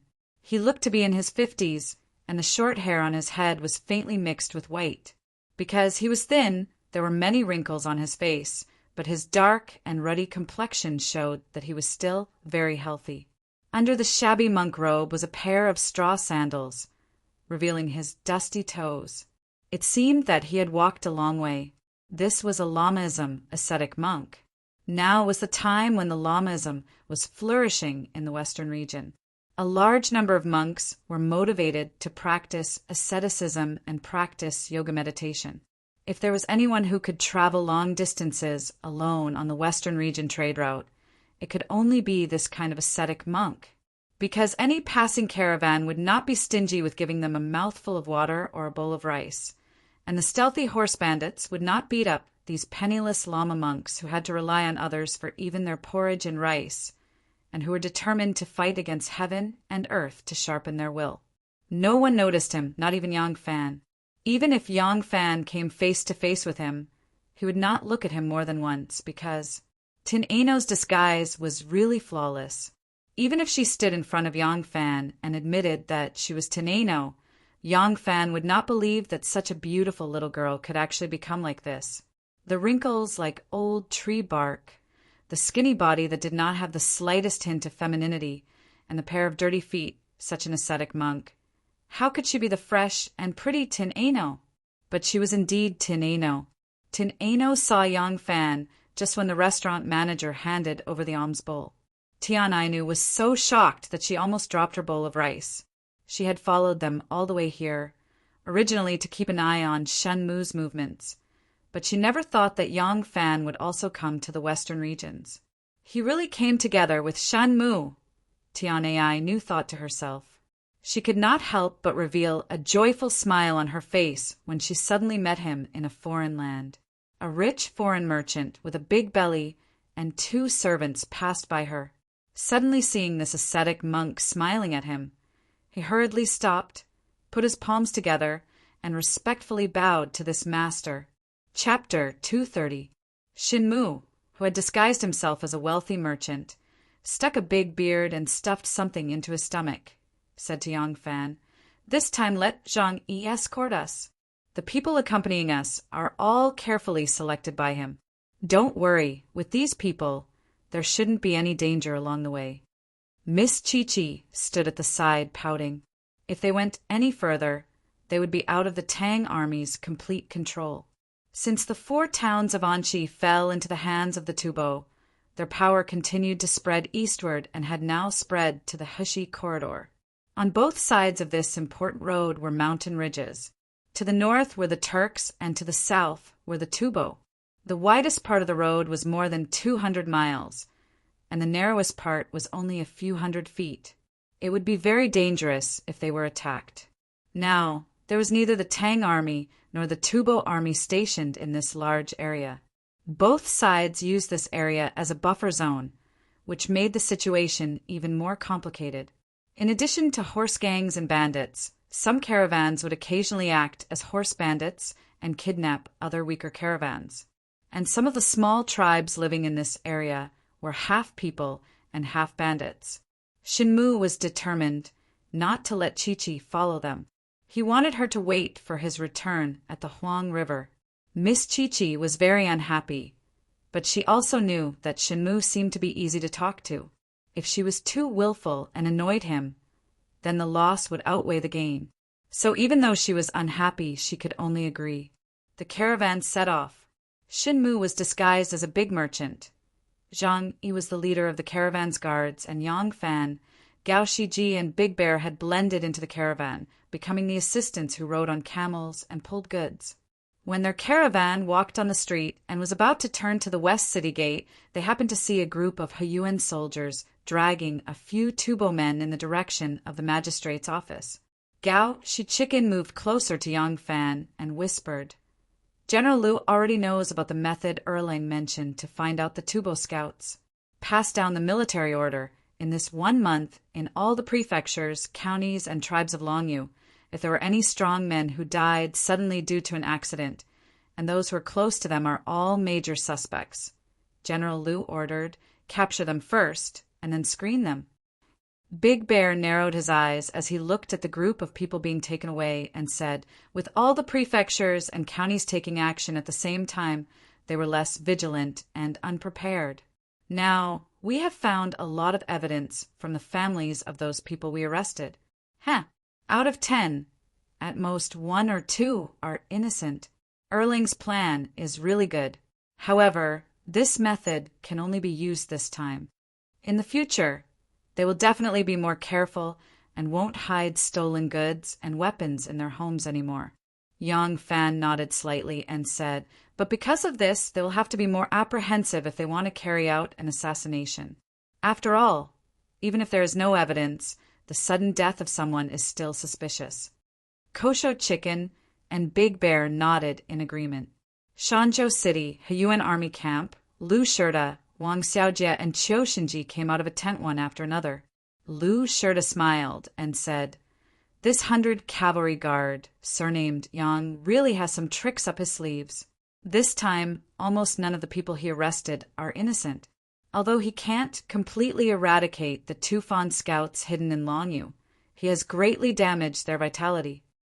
Qiu Shinji's eyes slightly turned and said to Lu Shirda, "General Liu, the identities of the Tufan scouts have been verified. Can I transfer them at any time?"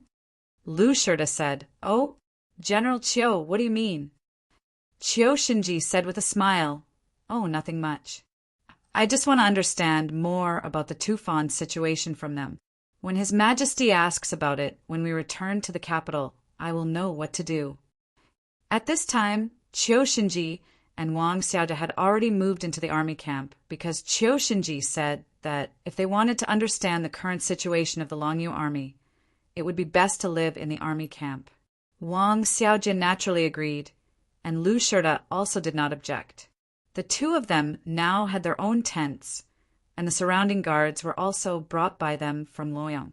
After listening to Qiu Shinji's reason, Lu Shirda smiled and said, "Of course."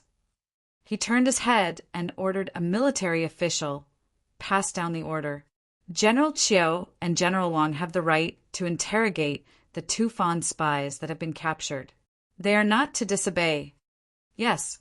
The military official bowed and responded.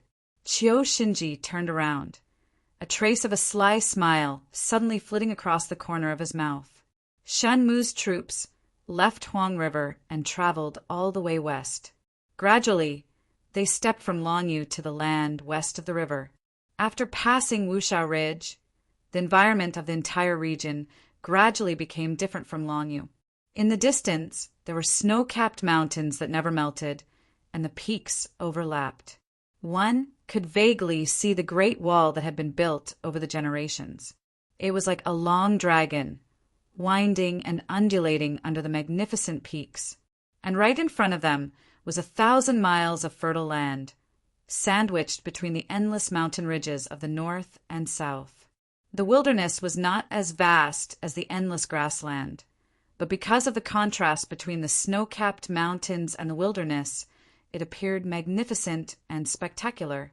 The sky was azure blue, and the pure white clouds seemed so low that they could be reached by raising one's hand.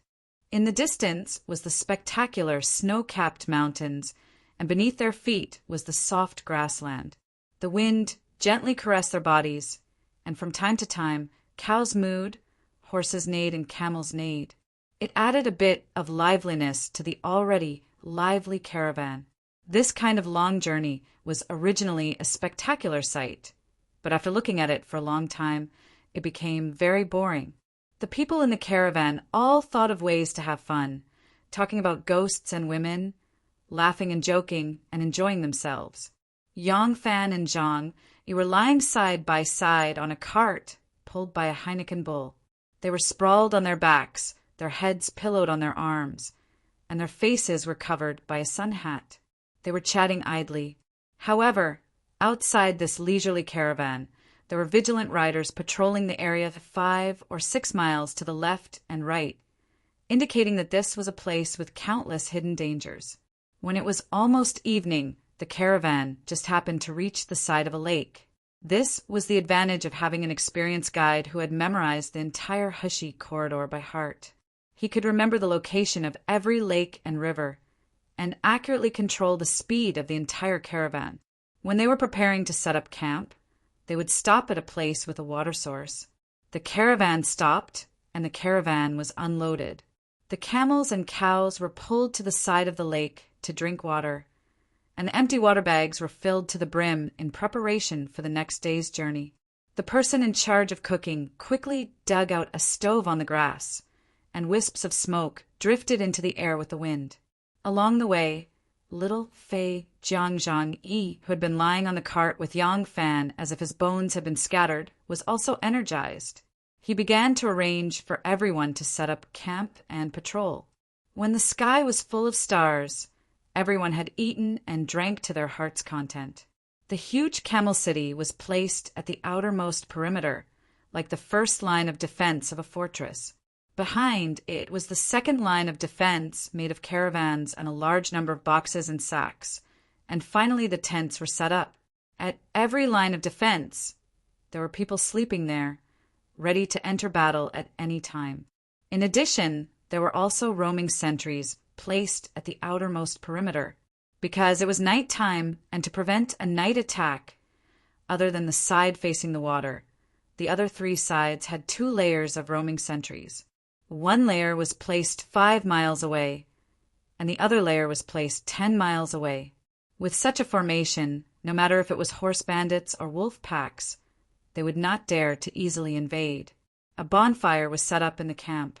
They had hunted some wild animals on the way, but they did not have time to slaughter and clean them for dinner. At this time, they had cleaned them up and put them on the fire. White-lipped deer, snow chicken, gazelle. After roasting for a while, they emitted a tempting fragrance. At first, Gasako chicken and Big Bear were not at ease, but along the way they saw this team set up camp and marched in order, and they were completely relieved. Anyway, they were only responsible for cooperating with Yang Fan, and everything was decided by Yang Fan.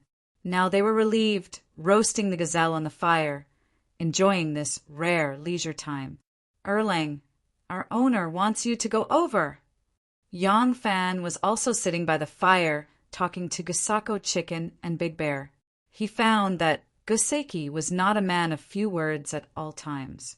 He was probably shy when he saw a woman. In such a large group of men, he also talked and laughed wittily. He was a very outgoing person. As they were talking, a guard with a full beard suddenly came over and shouted something to him. Yang Fan stood up, patted his buttocks, and followed him. The bearded guard brought Yang Fan to the front of Shen Mu's sleeping tent. Shinmu was standing in front of the tent with his hands behind his back, bathed in the starlight and moonlight of the day, looking at the scenery in the distance. The gentle evening wind blew his clothes up and down. Yang Fan walked over and stood by Shinmu's side. Shinmu did not turn his head, but he knew that Yang Fan had come. Shinmu pointed to the dark mountains on the left and right, saying, 2 mountains, a single line of road, hanging for 2,000 li. The west controls the western regions, the south is separated by the Changrong, and the north covers the Hu. If we advance, we can control the western regions, and if we retreat, we can defend Guanlong. This is truly the throat of our central plains. Yang Fan said in agreement. Along the way, this place is indeed dangerous. The mountain range between the two sides, as well as the pass and the wall built over the generations to make up for the geographical inadequacies, can become an important barrier for the central plains. When the country is strong, it can advance from here and control the western regions. When the country is weak, with this strategic location, it can also carry out a powerful defense at the lowest cost. Shinmu said, "That's right, so we have to work hard to obtain it." Yang Fan frowned and said, "But this place has already been obtained by us, so why would we lose it? It's not the first time that the 4 cities of Anqi have been obtained, lost, and regained." Shinmu said, "Because our enemy is also not weak. The most important thing is the support of the people. Occupying a place is easy, but winning the hearts of the people is difficult. Since the Han Dynasty, our Central Plains has lost the western regions for a long time. If we want to win back the hearts of the people, it will not be a day's work." Yang Fan said, "If that's the case, it's not easy to obtain, not easy to lose, not easy to defend, not easy to defend. How can we think of a way to never have any future troubles?" Shinmu smiled and said, "You are daydreaming again. How can there be no future troubles in this world? The founding emperors of the past dynasties were all wise and valiant, all of them working hard for the sake of their legacy. But when they encounter an unfilial descendant, even if all the gods and Buddhas in the world are at his disposal, he will still perish. When we do things, we only seek to live this life to our heart's content, to live happily in this life. That is enough. 1,000 autumns and 10,000 generations? First Emperor has already told you that this is a big joke. The matters of the later generations should be left to the later generations to worry about." Yang Fan said with a smile, "Brother Shin is broad-minded and has a free and easy bearing, truly worthy of admiration. But did Brother Shin specially call this little brother over just to express these sentiments?" Shenmu shook his head and pointed to the dark shadows of the mountains on the left, saying, "We will follow this great snow mountain and travel for another 3 days before we reach the great Big Dipper Valley. At that time, I will introduce you to someone." "Who?" Yang Fan asked. Shinmu's eyes slightly flickered as he said, "A person who can become Khan." He slowly turned around and said to Yang Fan with a smile, "If there is a Khan who needs our approval to become the ruler of a region, wouldn't we feel a great sense of accomplishment?" Chapter 231. First, the sun rose from the east. Unknowingly, a ray of sunlight pierced through the cloudy sky like an arrow and shone on the earth. Then, the red sun broke through the clouds. The sky was bright, and the long night finally ended with the howling of the wolves in the distance. Tin Ano climbed out of the sleeping bag and stretched. He moved his muscles and began to pack up and wash up. The ashes from dinner were far away from where she was staying. The bones of the snow chicken were also buried deep in the ashes. This little girl had a lot of experience surviving in the wild. She knew that even a little bit of oil could attract ants, and ants would attract lizards, and lizards would attract snakes. There were all kinds of poisonous snakes in the West River grassland. When shepherds grazed, their livestock were often bitten to death by poisonous snakes. Although Tin Ano sprinkled sulfur powder around the area, he was afraid that there would be some strange poisonous snakes that were not afraid of the smell. It was better to be careful when he was alone. After brushing his teeth and changing his appearance, Tin Ano took his staff and got back on the horse. Just like Tang Sanzang, he set off on his journey again. The bonfires in Camel City were extinguished at dawn. People came out of their tents and packed up their luggage. The whole city began to get busy. The sacks and boxes were put back on the ox cart and tied to the back of the camel. The people who prepared breakfast and packed up their luggage were all responsible for their own tasks. By the time they cleaned up and finished their breakfast, the dew on the grassland had almost been dried by the sun. The huge caravan continued its journey, and the person who was in charge of patrolling last night lay down on the cart and slept soundly. Everything seemed to be the same as usual. Yang Fan thought that the day would pass peacefully, but when it was almost noon, the patrolling sentries on the right suddenly rushed back at full speed and blew the warning horn from afar. Then came the dull sound of horse hooves. A black line appeared at the end of the grassland and quickly turned into a surging tide. "Get ready! Get ready!" Little Flying General Zhang Yi shouted excitedly, not caring at all that the ground was shaking from the stomping of the horses' hooves, which sounded like a thunderstorm. This was the sound of galloping horses that could only be produced when countless cavalrymen were galloping in formation. The Gisako chicken and Big Bear nervously held the sabers under their ribs. The Gisako chicken used a long and narrow saber, while the tall and strong Big Bear used a large machete. The back of the machete was extremely thick and weighed more than 30 kilograms. Not to mention chopping people, it was more than enough to smash people. The hilt of the blade was hollow, and after inserting the wooden handle, it would become a long-handled machete. The two of them gripped their steel sabers tightly. Just as they were ready to fight, they saw a scene that left them dumbfounded. Little Flying General Zhang Yi's men were also preparing. From the backs of their horses and ox carts, they took out longbows and crossbows. They were all brand new military bows and crossbows. As the main long-range weapon, crossbows were equipped with the vast majority of the armies of the Tang dynasty. The rate of equipping bows was 100%, and the rate of equipping crossbows was 1/5. There had always been powerful nomads around China, but they had never seen heavy cavalry as their main force. This was not a coincidence. The Chinese had invented the powerful crossbow since the Warring States period. With such powerful bows and crossbows equipped, the heavy cavalry was simply a group of live targets. However, that was an army after all. This group of people, the Gisako chicken and Big Bear, watched as the crossbows were skillfully strung by those people. There were long bows and horned bows. The long bows were used for infantry, the horned bows were used by cavalry, and the crossbows were light crossbows for one person, such as arm crossbows and horned crossbows. Seeing this kind of equipment, the Gisako chicken and Big Bear immediately breathed a sigh of relief. Although they were scouts, they were not ignorant of military tactics. There were more than 700 people present, and there were about 2,000 enemies rolling in from the distance. However, they had already entered the actual control area of the Tubo. The cavalry that suddenly appeared here must be people from the Tubo tribe or horse bandits, formed by the Tubo people, and the Tubo people were not good at archery. Due to the impact of the range, the crossbow could only be fired when the enemy cavalry was within 150 steps. At such a short distance, according to the loading speed of the crossbow, when the enemy cavalry rushed in front of you and entered hand-to-hand combat, you could only shoot 3 arrows.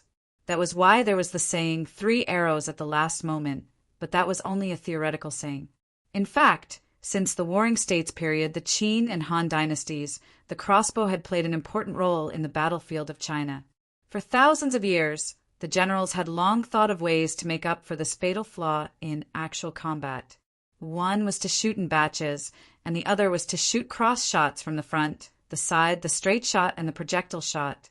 There was also the use of terrain and various man-made obstacles to delay the speed of the enemy's approach. Under such circumstances, only the heavily armed cavalrymen, who were equipped like tin cans, could barely rush to the front under the dense rain of arrows. However, the other side did not only have archers.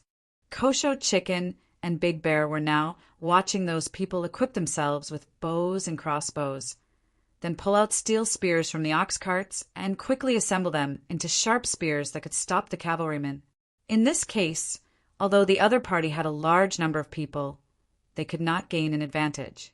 If the situation was really unfavorable, as long as they temporarily abandoned the supply and changed to Li Ling's riding and shooting method of guerrilla warfare, the 2,000 enemies were not enough at all. In the past, the Han general Li Ling led 5,000 men to fight against the Xiongnu's 30,000 cavalry.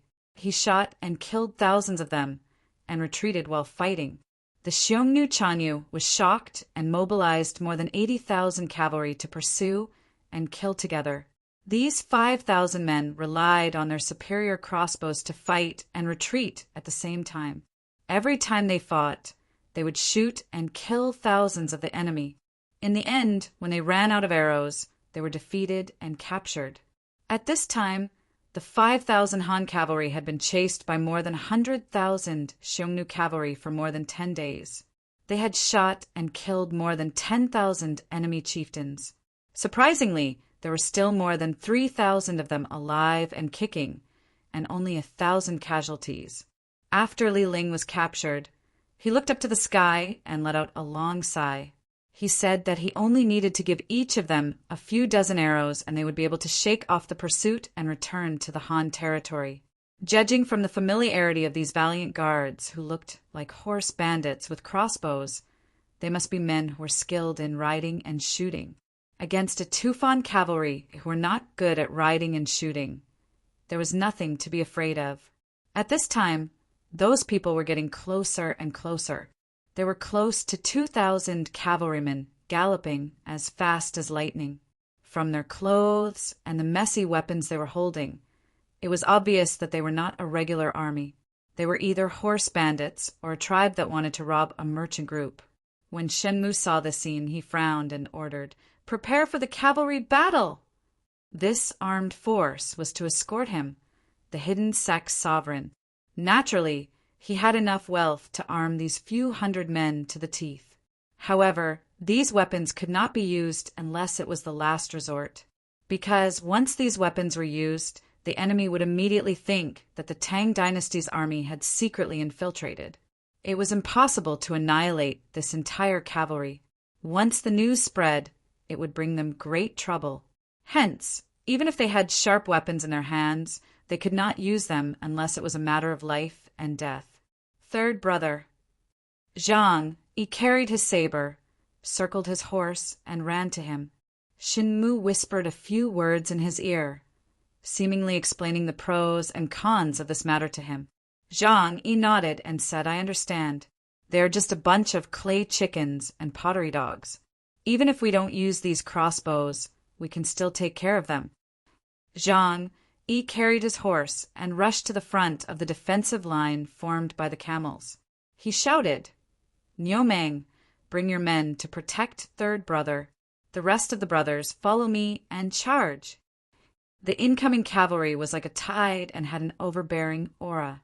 Zhang Yi raised his sharp long saber and held towards the sky, leading 500 cavalrymen to meet them.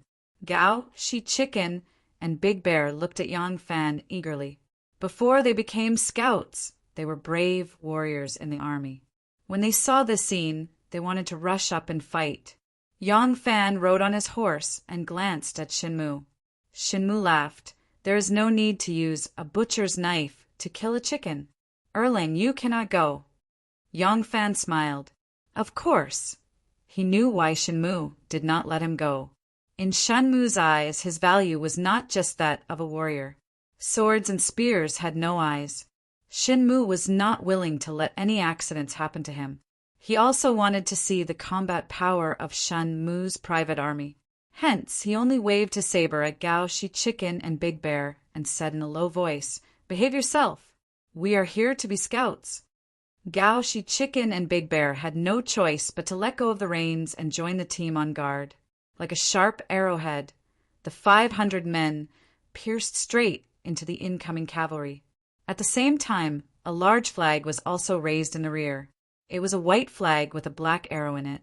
This was the flag of Little Flying General on. This meant that once this battle was discovered by others, it would only be a battle between horse thieves and horse thieves. Roar, roar, roar, roar. Zhang, he led the horse thieves and charged into the enemy's formation. In the past few years, his team had wandered all over Longyu, the territories of the Turks and Tubo. They were famous for being difficult to deal with. When the unknown horse thieves saw the flying arrow flag in the rear, they knew that they had made a mistake in stepping on the plate this time. They had mistakenly treated the ancestors of the thieves as fat sheep. But at this time, they could not retreat and could only grit their teeth and charge forward. Clang, clang, clang, clang. There was a burst of harsh sounds of weapons clashing. Under the sharp sabers that were like snowflakes and the thunder like spears, as soon as the two sides clashed, countless people screamed and fell off their horses. Both sides were entangled with each other like a group of angry beasts. People screamed and horses neighed. Blood spurted out. It was a fierce battle. When Yang Fan was in Nanyang, he had helped his senior to quell a rebellion. But that kind of battle was closer to mountain warfare. Moreover, in those small countries, the number of soldiers that could be mobilized to deal with the rebels was small. This was the first time he had seen such an intense battle on horseback with such a large number of people. Zhang Yi's men had been roaming around Longyu for the past few years, fighting with soldiers, Tubo, Turks, and other horse thieves. The elite troops that had been tempered through blood and fire could really fight 1 against 10. Each of them charged forward bravely and were unstoppable. Not only were they strong individually, they were also good at teamwork. 3 horses in a group, some wielding spears, some wielding sabers. Defense and offense, long and short, long and short, long and short, their teamwork was as ingenious as if they were one person. Wonderful, wonderful. Yang Fan was an expert in martial arts. With one look, he could see the ingenuity of the battle. He studied it seriously and was overjoyed. This kind of joint attack was ingenious and also benefited from long-term teamwork. It was very effective in close combat and often caused the opponent to lose sight of one another and die with one slash. This whole process happened in an instant, following which the 3 of them turned to attack another opponent. As the 3 of them stood in different positions, the main attack and defense changed at any time. The other party originally wanted to split their forces to attack Shinmu and Yang Fan's camp. But when they saw that these 500 people were so valiant, like a hot knife through butter, and that there were still nearly 200 people in front of the goods, their leader unconsciously hesitated. Shen Mu stood in the middle of the formation and saw that the other party's formation was wavering. He clapped his hands and laughed. Little Flying General is really good. They are going to lose. Before he finished speaking, the shaking of the ground suddenly became more obvious. Dust flew up from afar, and a black mass of elite cavalry, like a large net, pounced towards them. Shinmu's face changed, and he shouted, "Prepare the crossbows!" Chapter 232. Seeing another group of men charging towards them from afar. Zhang Yi's main force was engaged in a fierce battle with the horse bandits and was unable to send reinforcements. The 200 men who remained on guard immediately tensed up. Niu Meng hurriedly rushed to Shinmu's side and shouted, "Third brother, let me escort you out of here first." Shinmu glared at him, and before he could speak, Yang Fan suddenly said, "Wait a minute. They may not be our enemies."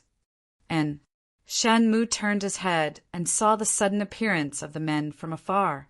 Not only did Zhang Yi and his men get a shock, even the horse bandits quickly gathered and got into a defensive position. From the looks of it, this group of men that suddenly appeared are not their accomplices. When the men rushed to the left, most of the cavalry drew an arc and went diagonally to the side of the horse bandits. Only 20 to 30 riders split off and rushed towards Shinmu. If they have evil intentions, how can they come so close?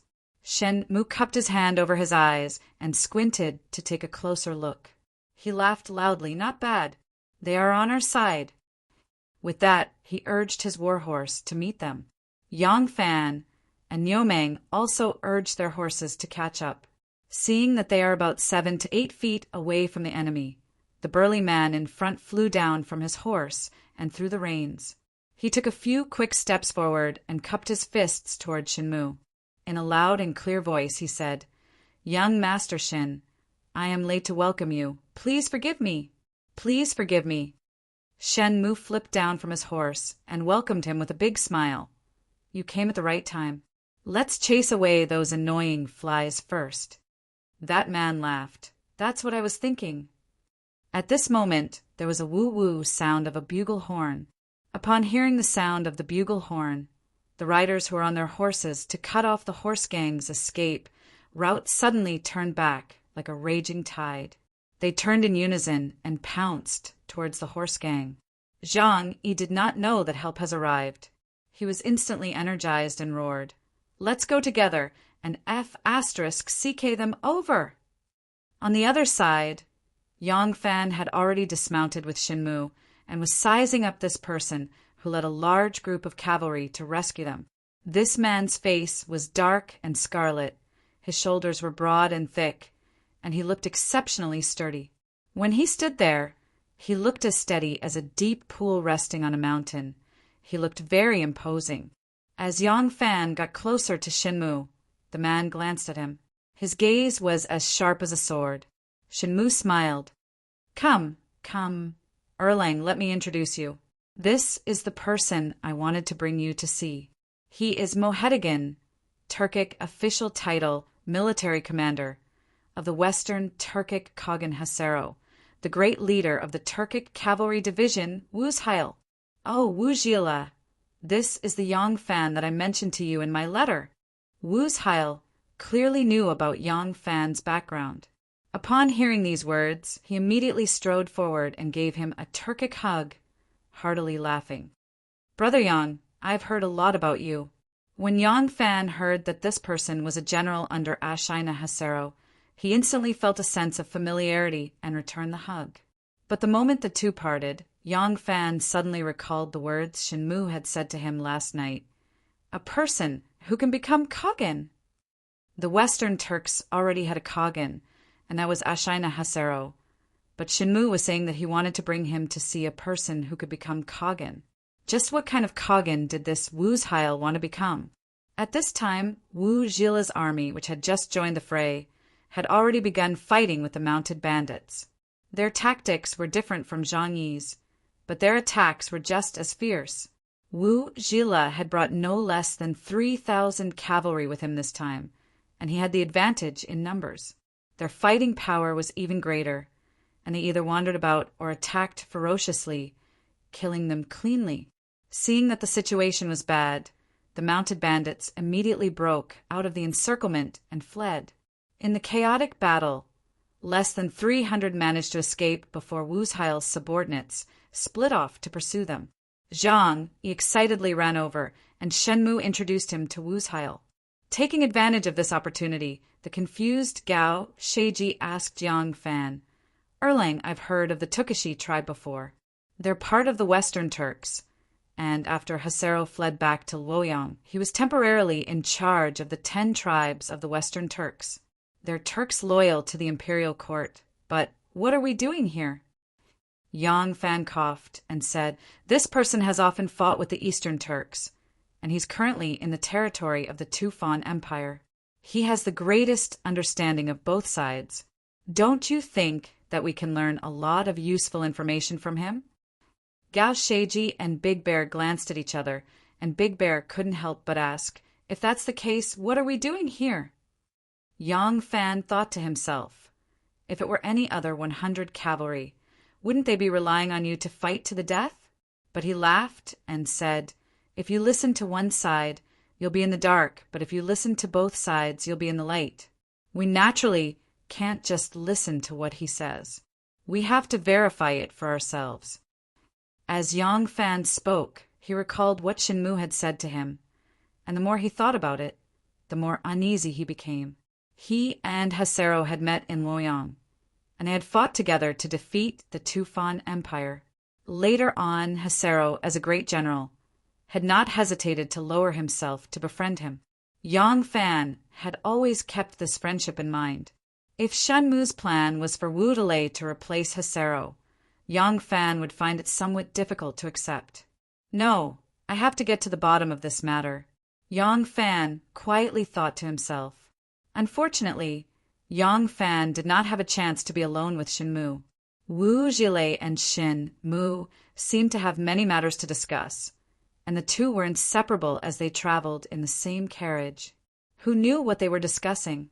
Yang Fan saw that there was no chance to communicate with Shenmu, but he was in no rush. After all, this matter was not something that needed to be carried out immediately.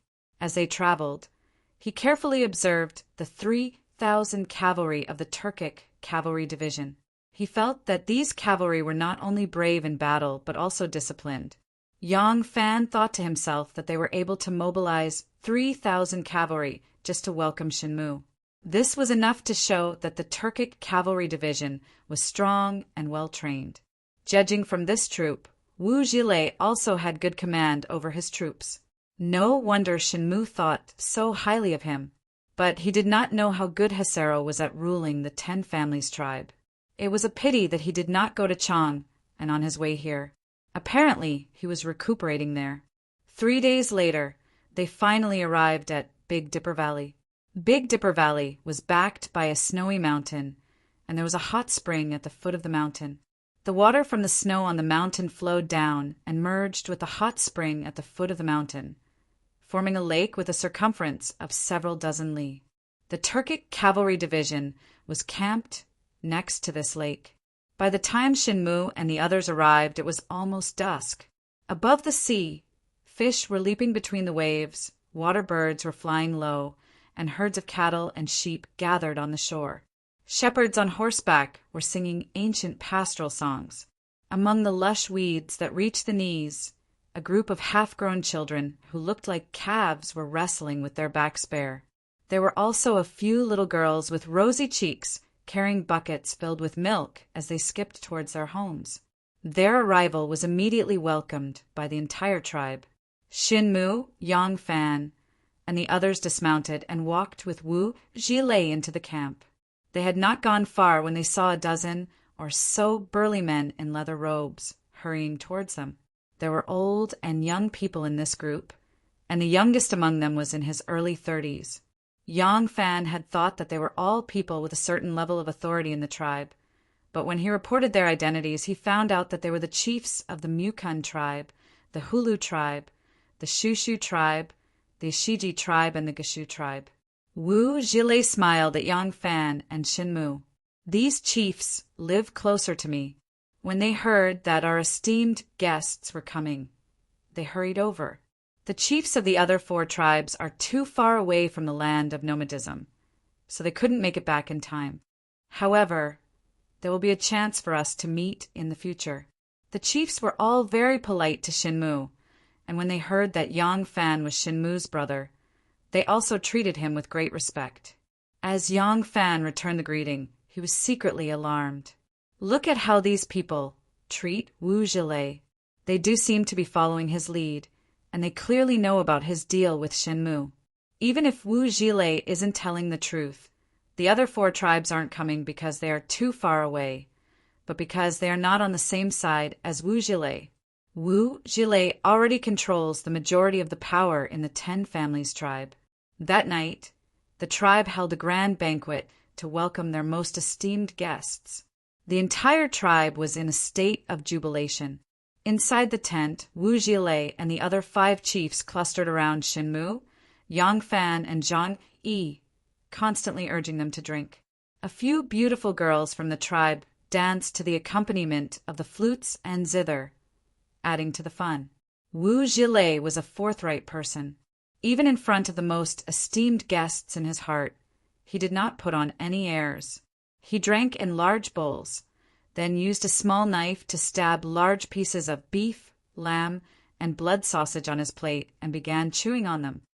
Everyone.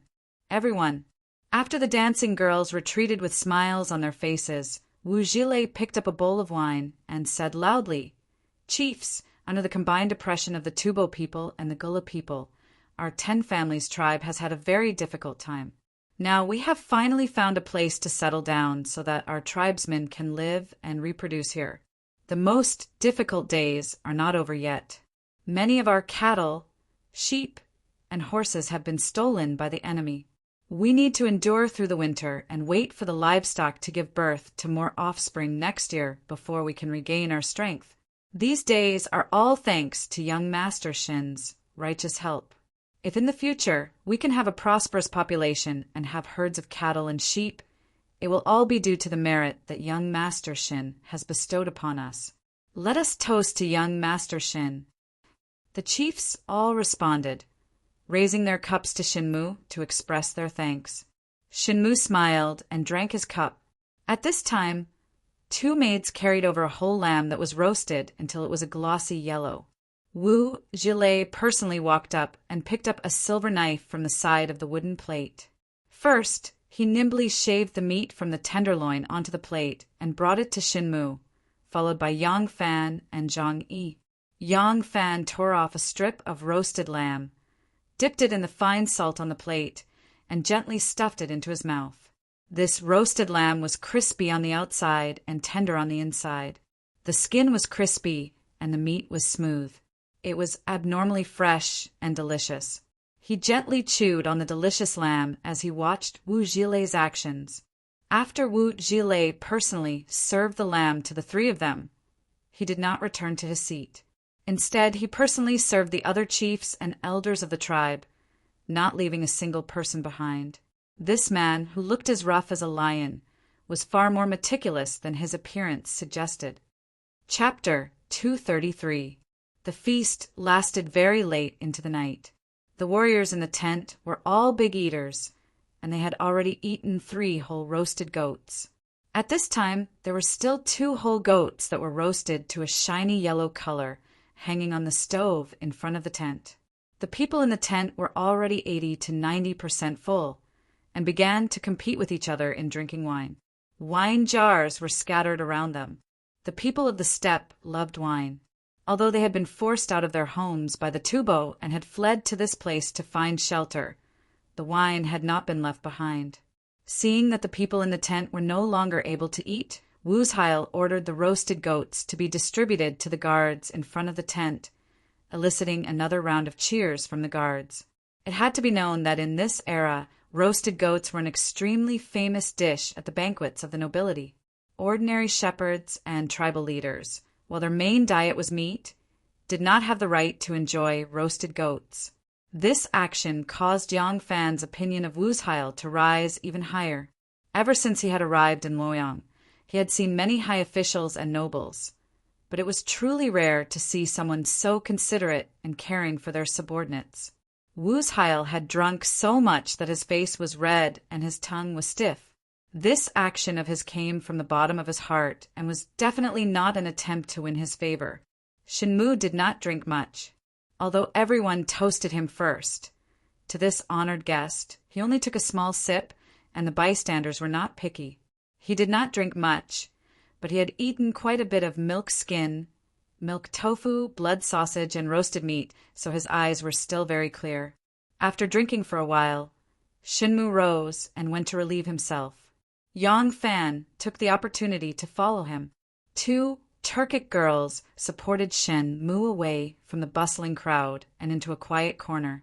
They smiled and gestured to him, indicating that he could relieve himself here. One of the girls gracefully squatted down, intending to help him take off his pants. At this moment, Yang Fan appeared in front of him. Shin-mu waved his hand. After the 2 girls had left, he smiled at Yang Fan and said, "Erlang seems to have something on your mind?" Yang Fan said, "There's one thing I don't understand, but my wisdom is shallow and I can't figure it out no matter how I think about it. If I don't ask you face to face, I'm afraid I won't be able to sleep peacefully." Shinmu laughed. "Since when did Erlang become so scholarly? We are brothers. If there's anything you want to say, just say it." He did not try to avoid Yang Fan. After undressing and relieving himself, a Turkic girl standing in the distance quickly stepped forward. To took a handkerchief from her waist and respectfully offered it. Shen Muqing washed his hands and gestured to Yang Fan an invitation, and the two began to stroll through the yurts, the two Turkic girls following at a distance of 30 zhang. Yang Fan said, "The person that Brother Shin spoke of who can become Kagin is Wu's Heil." Shinmu said, "Not bad. What do you think of this person?" Yang Fan said he is indeed a hero. However, which Khan does Brother Shin intend to support? Shinmu smiled. Erlang is asking a question you already know the answer to. Naturally, the king of the 10 Western Turkic tribes. Yang Fan stopped and turned to Shinmu, sternly asking, "The Western Turks already have a ruler and one who is loyal to our court. Why does Brother Shin want to make another Kagin?" Shinmu replied, "Huzalo? Huzalo is naturally loyal, but so is Wu's Heil. They are both loyal, but Wu's Heil is even more worthy of being a ruler than Huzalo." Yang Fan asked, "What does Brother Shin mean by this?" Shinmu replied, "Huzalo is skilled in martial arts, but not in commanding the tribes. In battle, he often uses the weak to fight the strong, forcing the Western Turks to repeatedly lose the upper hand in their confrontations with the Eastern Turks, losing their land and losing their people. As a result, the tribes are forced to leave their homes and wander the world. His prestige is no longer enough to convince the masses. This is the first reason. Hasiruo Qian was an autocratic ruler who was not good at protecting the tribes. He was cruel and often whipped his soldiers when he was drunk. He would also severely punish the other tribes if they made any small mistakes. This caused fear in the tribe and dissension in their hearts. As a Kagin, these two qualities are enough, especially when the Western Turks have powerful enemies and are in dire straits." Yang Fan hesitantly said, "There's such a thing? When I was in Luoyang, I interacted with great General Huzalo. His personality seems to be very different from what Brother Shin has described." Shinmu suddenly understood. "I was wondering why you had so many misgivings about supporting Wu's Heil as Khan. So this is the reason." Shinmu bitterly smiled. "Erlang, the two of you fought on the same battlefield. He views you as a friend, not a subordinate. So his attitude is naturally different. But this does not mean that his subordinates are the same. In truth, if I supported Wu's Heil, I would be able to obtain the same benefits from him as Huzalo. If Huzalo is someone who can be supported, wouldn't it be easier for me to support him than Wu's Heil? This person truly cannot be groomed. If you don't believe my words alone, you can ask anyone in the 10 families tribe about his character and ability to lead his tribes. You've seen for yourself how much the tribes support Wu's Heil. If Huzalo was a wise ruler, would his subordinates be so disloyal?" On his journey here, Yang Fan had not only witnessed Wu's Heil's ability to train his soldiers, but also the sincere support of his subordinates and the subservience of the other tribal leaders. He had also personally witnessed Wu's Heil's attitude toward his subordinates. In the Central Plains, it was extremely rare for a superior to show such care and concern to his subordinates. In the tribes, the relationship between nobles and their subordinates was almost like that of master and slave, and there was such a great difference in status. But in this aspect, Wu's Heil, the Western Turks were being suppressed by the Eastern Turks and Tubo, and their living space was shrinking. In these difficult circumstances, a change in ruler could easily lead to unrest, plunging a tribe already on the verge of extinction into even greater danger. Moreover, in this sort of situation, if Shenmu could provide them with help, he could also obtain from Huzalo what he could obtain from Wu's Heil. This was probably the only reason why he would choose to support Wu's Heil. When he thought of this, Yang Fan couldn't help but waver. He did not believe that Huzalo was an evil person, but a good person was not necessarily someone worthy of being a leader. Yang Fan hesitated, still holding on to a sliver of hope. Huzalo was originally the ruler of the 10 families tribe.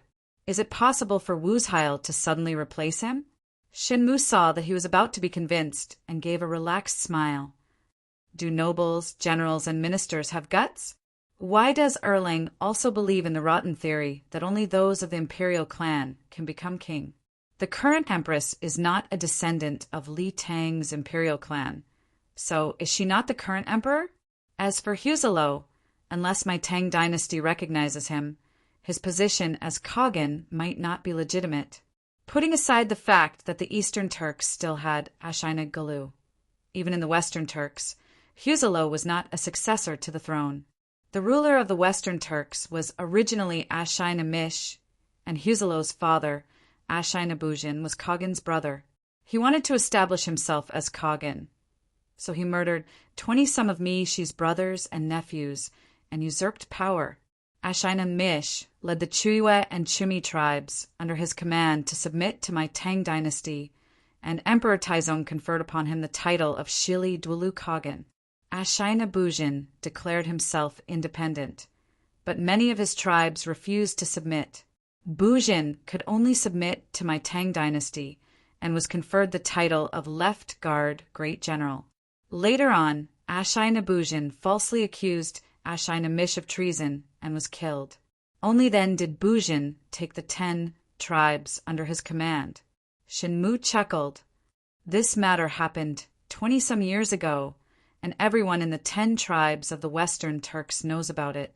Now that Huzalo has inherited the throne, he cannot win the hearts of the tribes. What difficulty is there in replacing him with Wuzhail?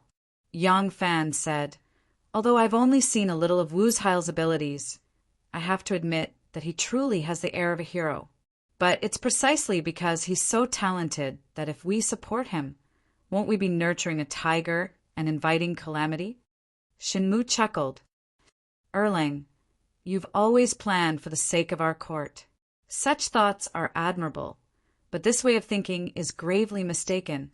He placed his hands behind his back and slowly walked forward. With a wave of his hand, he pointed at the countless twinkling stars beneath the starry sky.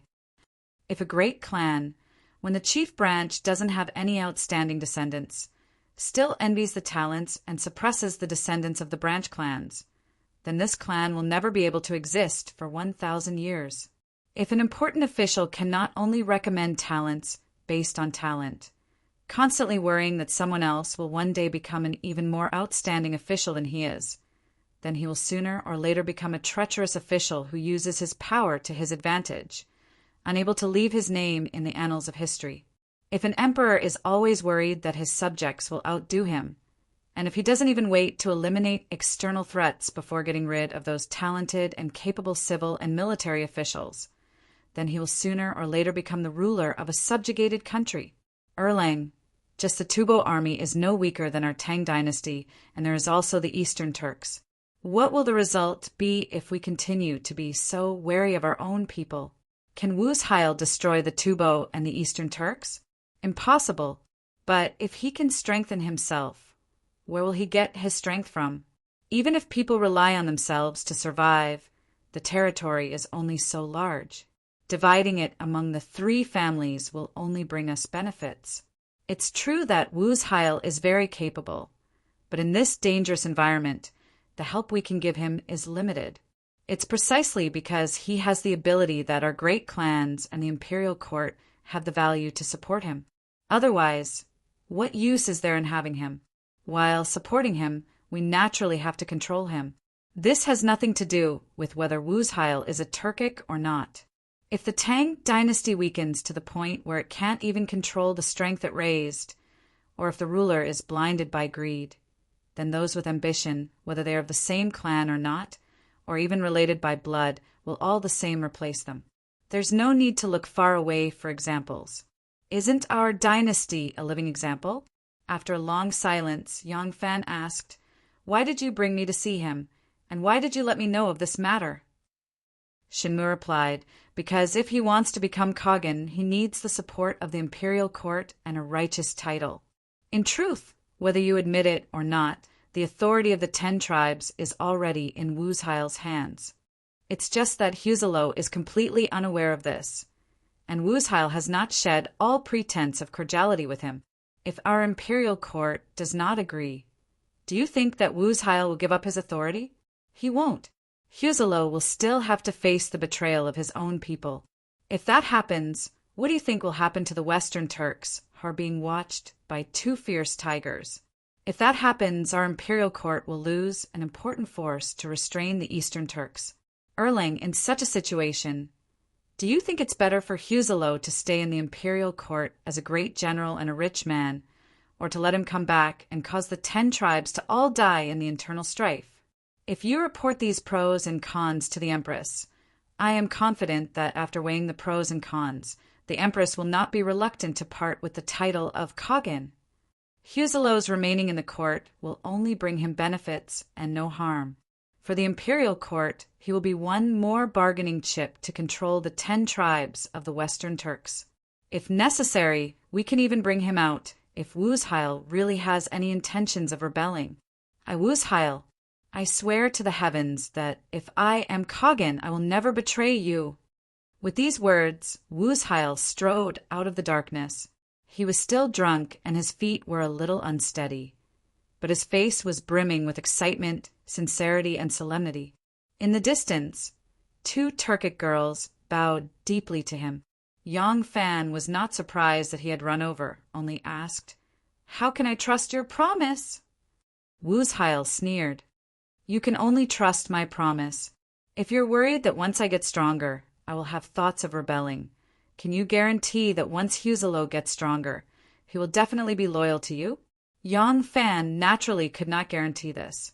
After a few moments of silence, he slowly said, "Can you guarantee that all of you will always be loyal to the Tang dynasty?" Wuzheil placed a hand on his chest and lightly bowed.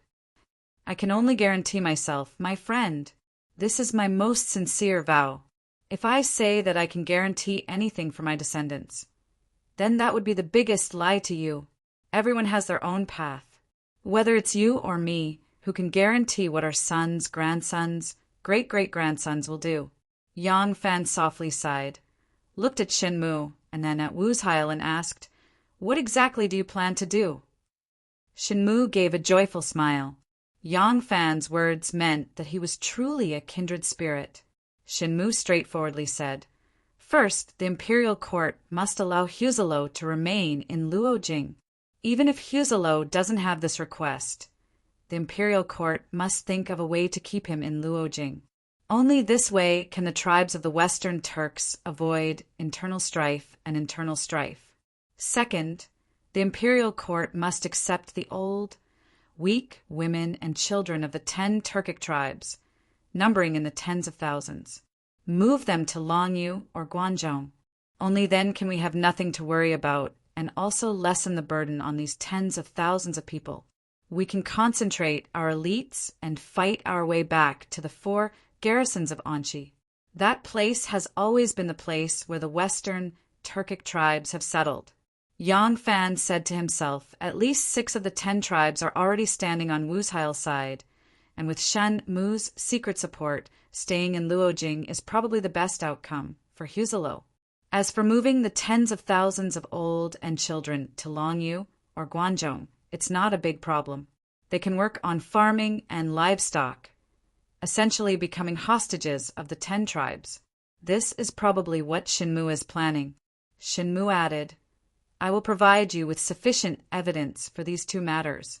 You are the scout sent by the Great Empress, so all you need to do is present them to the Great Empress and do your best to persuade her to accept them. Of course, I will also use other people to help you from the side." Wuzheil said, "What I need to do next is what I need to do. Internally, I need to rest and recuperate. The 10 tribes have suffered heavy losses. Don't be fooled by the fact that we don't have to worry about food and clothing. In truth, because we were forced to leave our homeland and many of our livestock were captured by the enemy while we were fleeing, we don't have enough livestock to sustain the tribe.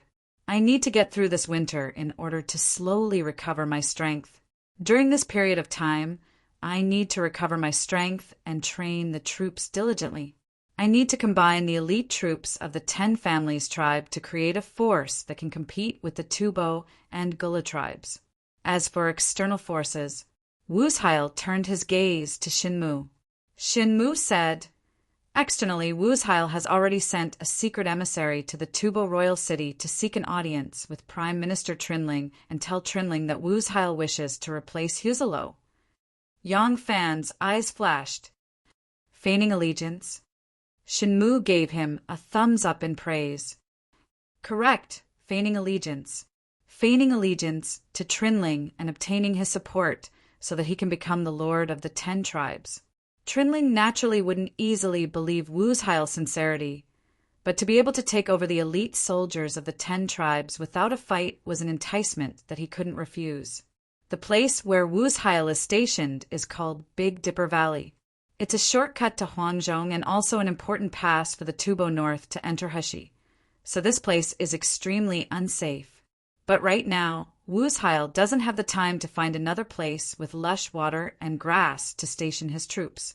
He can only use this as a pretext to get through this winter. Yang Fan nodded. Even if Trinling doesn't fully believe him, as long as he wants to take over this force, he won't act rashly. This way, it'll be enough for us to catch our breath. In the Tubo language, the Prime Minister was called Luin, so Trinling was often called Luin Trinling. In order to save trouble, Yang Fan also used their title.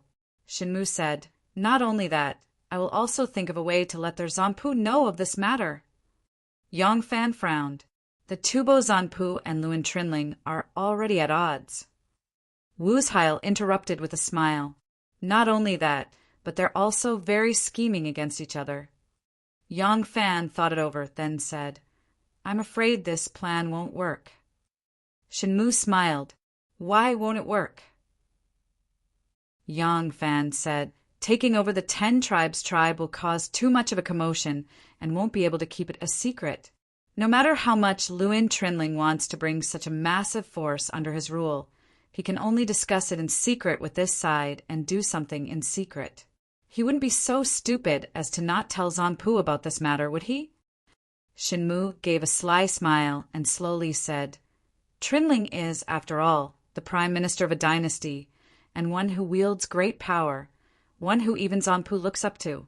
Would he impatiently rush to Zanpu's side to claim his merits at the slightest bit of news?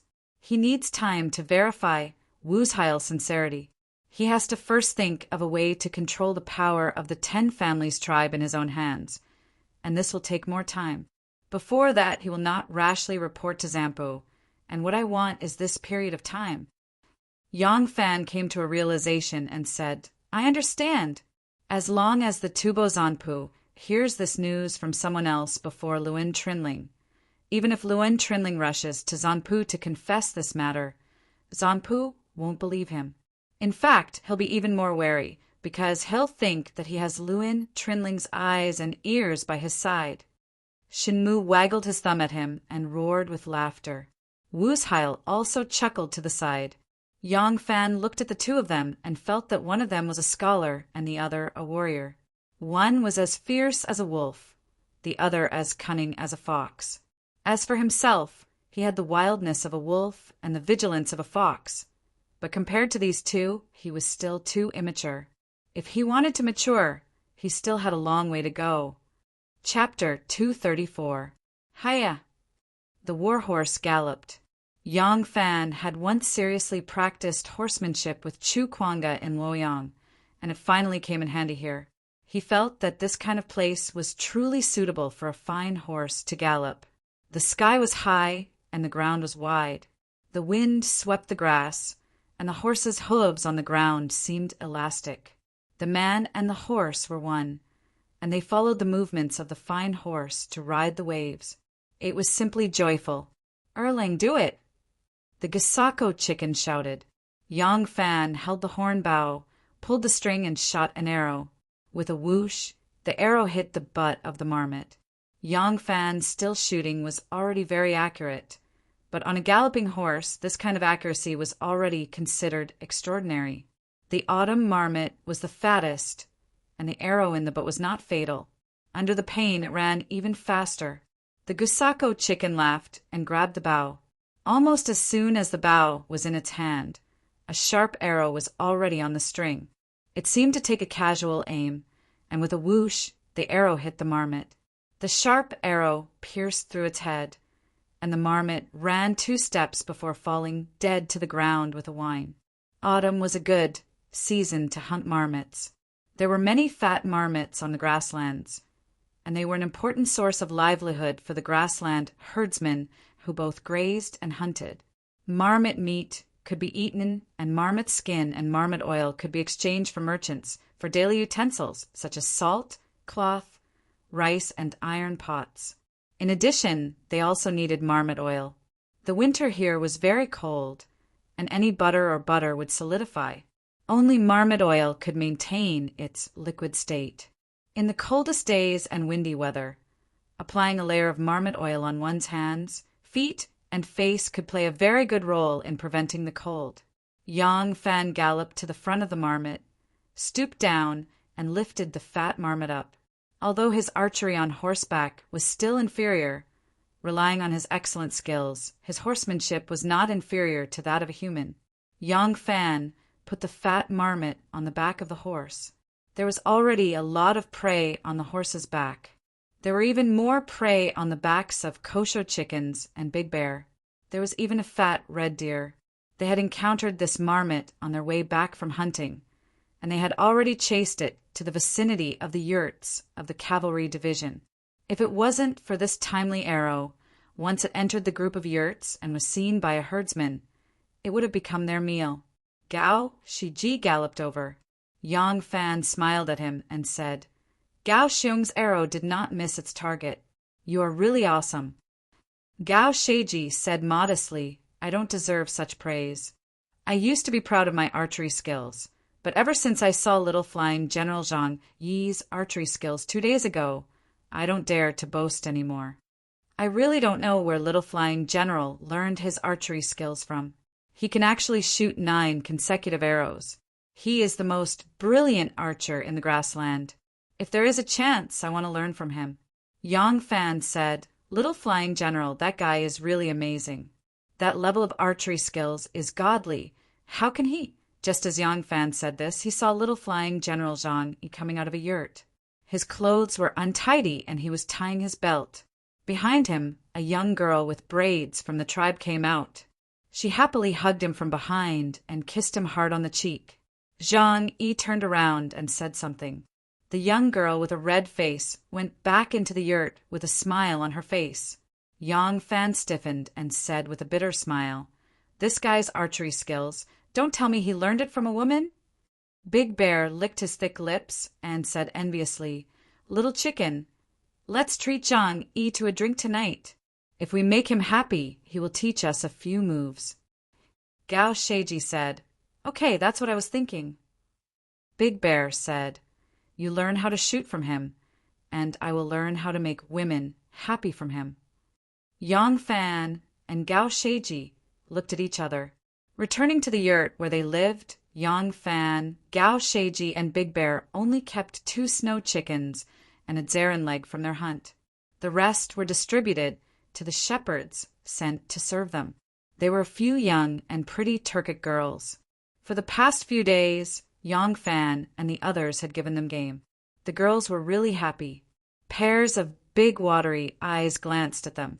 It seemed that if they wanted to learn from Zhang Yi, they would be very willing to be their target. Big Bear, that guy on the outside, was probably a little moved. He tried to strike up a conversation with the girl in the Turkic language. Although he tried his best to make it sound like he was beating around the bush, almost no one could not understand the meaning behind his words. One little girl was not a big deal, but there were several little girls in the tent. There was also a Geo Sheki who could also understand Turkic language. After being teased by these people, the little girl who received the gift from the Geo Sheki ran away with a red face, leaving Big Bear staring at her swaying little, but with a disappointed look. At this time, Niu Meng suddenly rushed in. When he saw Yang Fan, he said, "Erlang, my master wants you to go over immediately." Yang Fan saw his nervous face and knew that there must be something important. He immediately followed him out of the yurt. At this time, Yang Fan was also dressed in Turkic attire. Accompanied by Niu Meng, he quickly walked towards Shen Mu's yurt. Halfway there, he suddenly saw a Turkic girl beside Zhang Yi. Zhang Yi was holding a copper bracelet in his hand. After talking for a while, he helped her put it on her wrist. While the girl was admiring herself, he pulled her little hand and went into the yurt beside him. Yang Fan's eyes widened. Zhang Yi, this fellow, was practically a stud horse.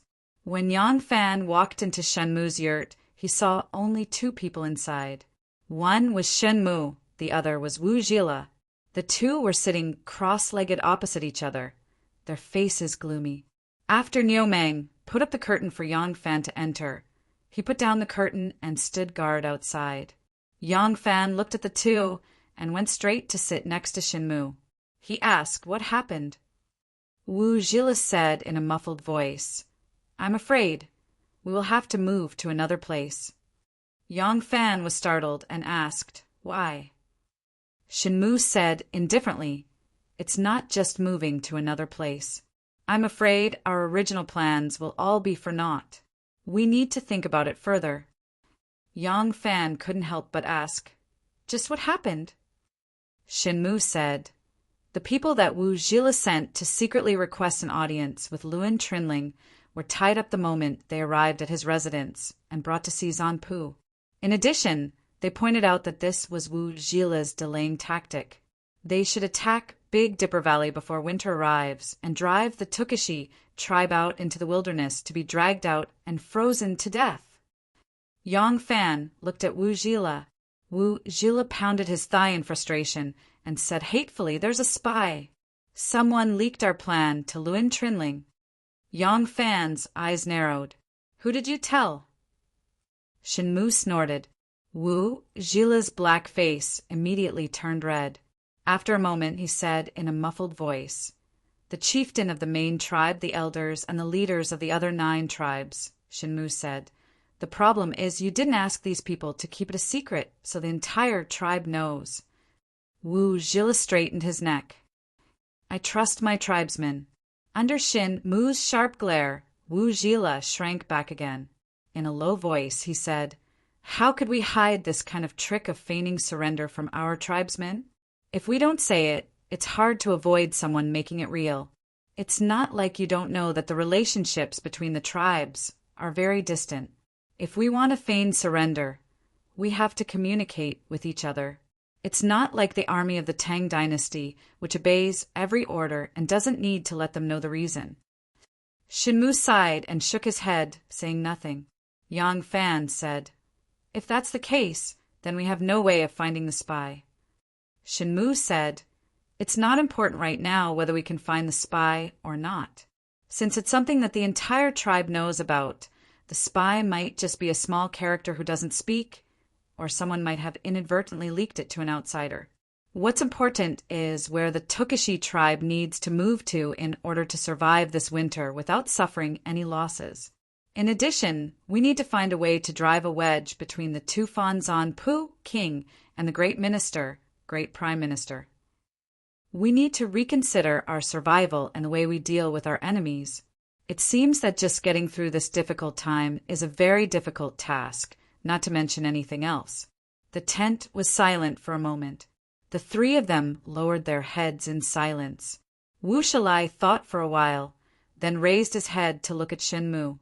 Seeing Shenmu's gloomy expression, the light of hope in his eyes gradually dimmed. This happened a few times. Yang Fan, who had been ignored by him all this time, suddenly said slowly, "Perhaps I have a way." Shenmu and Wu Shalai turned their gazes to him. Wu Shalai couldn't help but ask, "You've thought of a good place to move to?" Yang Fan was taken aback. "You're 100 times more familiar with the situation in Hushi than I am. If even you can't think of a good place to move to, how can I?" Wu Shalai was also taken aback. "If it's not migration, then what method have you thought of?" Yang Fan said, "I still don't know if this method of mine will work, but I've been thinking about it over and over again. I think that if this plan can be carried out, then you won't need to migrate, and the plan to break up the relationship between the Tubo monarch and prime minister can proceed as planned." These words caused even Shenmu's eyes to light up. "Erlang, speak quickly." What brilliant plan do you have? Yang Fan glanced at the door. Shinmu said, Relax, there are only my people here, and the people at my side are absolutely reliable, because no one can pay the price of bribing them. These words were very arrogant, but Yang Fan believed his guarantee. Yang Fan nodded. I remember that when we were about to reach the Huang River, Brother Shin had little Fei rush over to meet Zhang Yi. As soon as he saw me, he stabbed me in the face, saying that I was the nephew of the Eastern Turkic Kaghan Gu Dilu Musi. Shan Mu asked suspiciously, That's right. What about it? Yang Fan said, It's not strange for people to look alike. I just want to know how good Zhang Yi is at reading people. Is his claim that I'm identical to Ashina Musi reliable? Shinmu said, Zhang Yi and I have known each other for a long time, and his ability to read people is truly superb. If he says that you're identical to Ashina Musi, then he can't be wrong. Yang Fan said, In Luoyang I once met Ashina Huzalo. That person has yellow hair, a sharp nose, light blue eyes, and a dark skin. Besides my dark skin, I have nothing in common with Ashina Huzalo. Huzalo and Musi are both Turkic royalty, so their characteristics should be similar. Am I really that similar to Musi? Chapter 235. Shinmu said, The Turkic royalty originally had yellow hair and blue eyes, but that was a matter of long ago.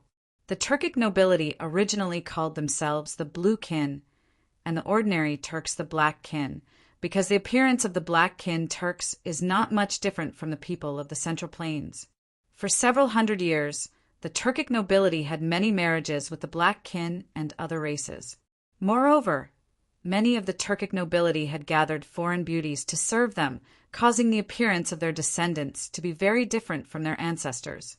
Although there are still some who maintain the characteristics of their ancestors, there are also many descendants of the royal family who look no different from us.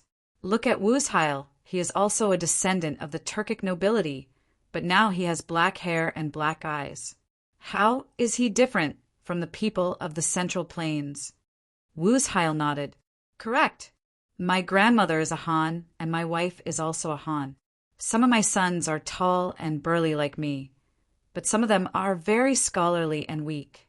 When they put on your robes, it's impossible to tell that they are children who grew up on the prairies. Shinmu asked, What? Your plan is related to this matter? Yang Fan replied, Correct. I must first confirm that my appearance is identical to Ashina Musi's before this plan can be carried out.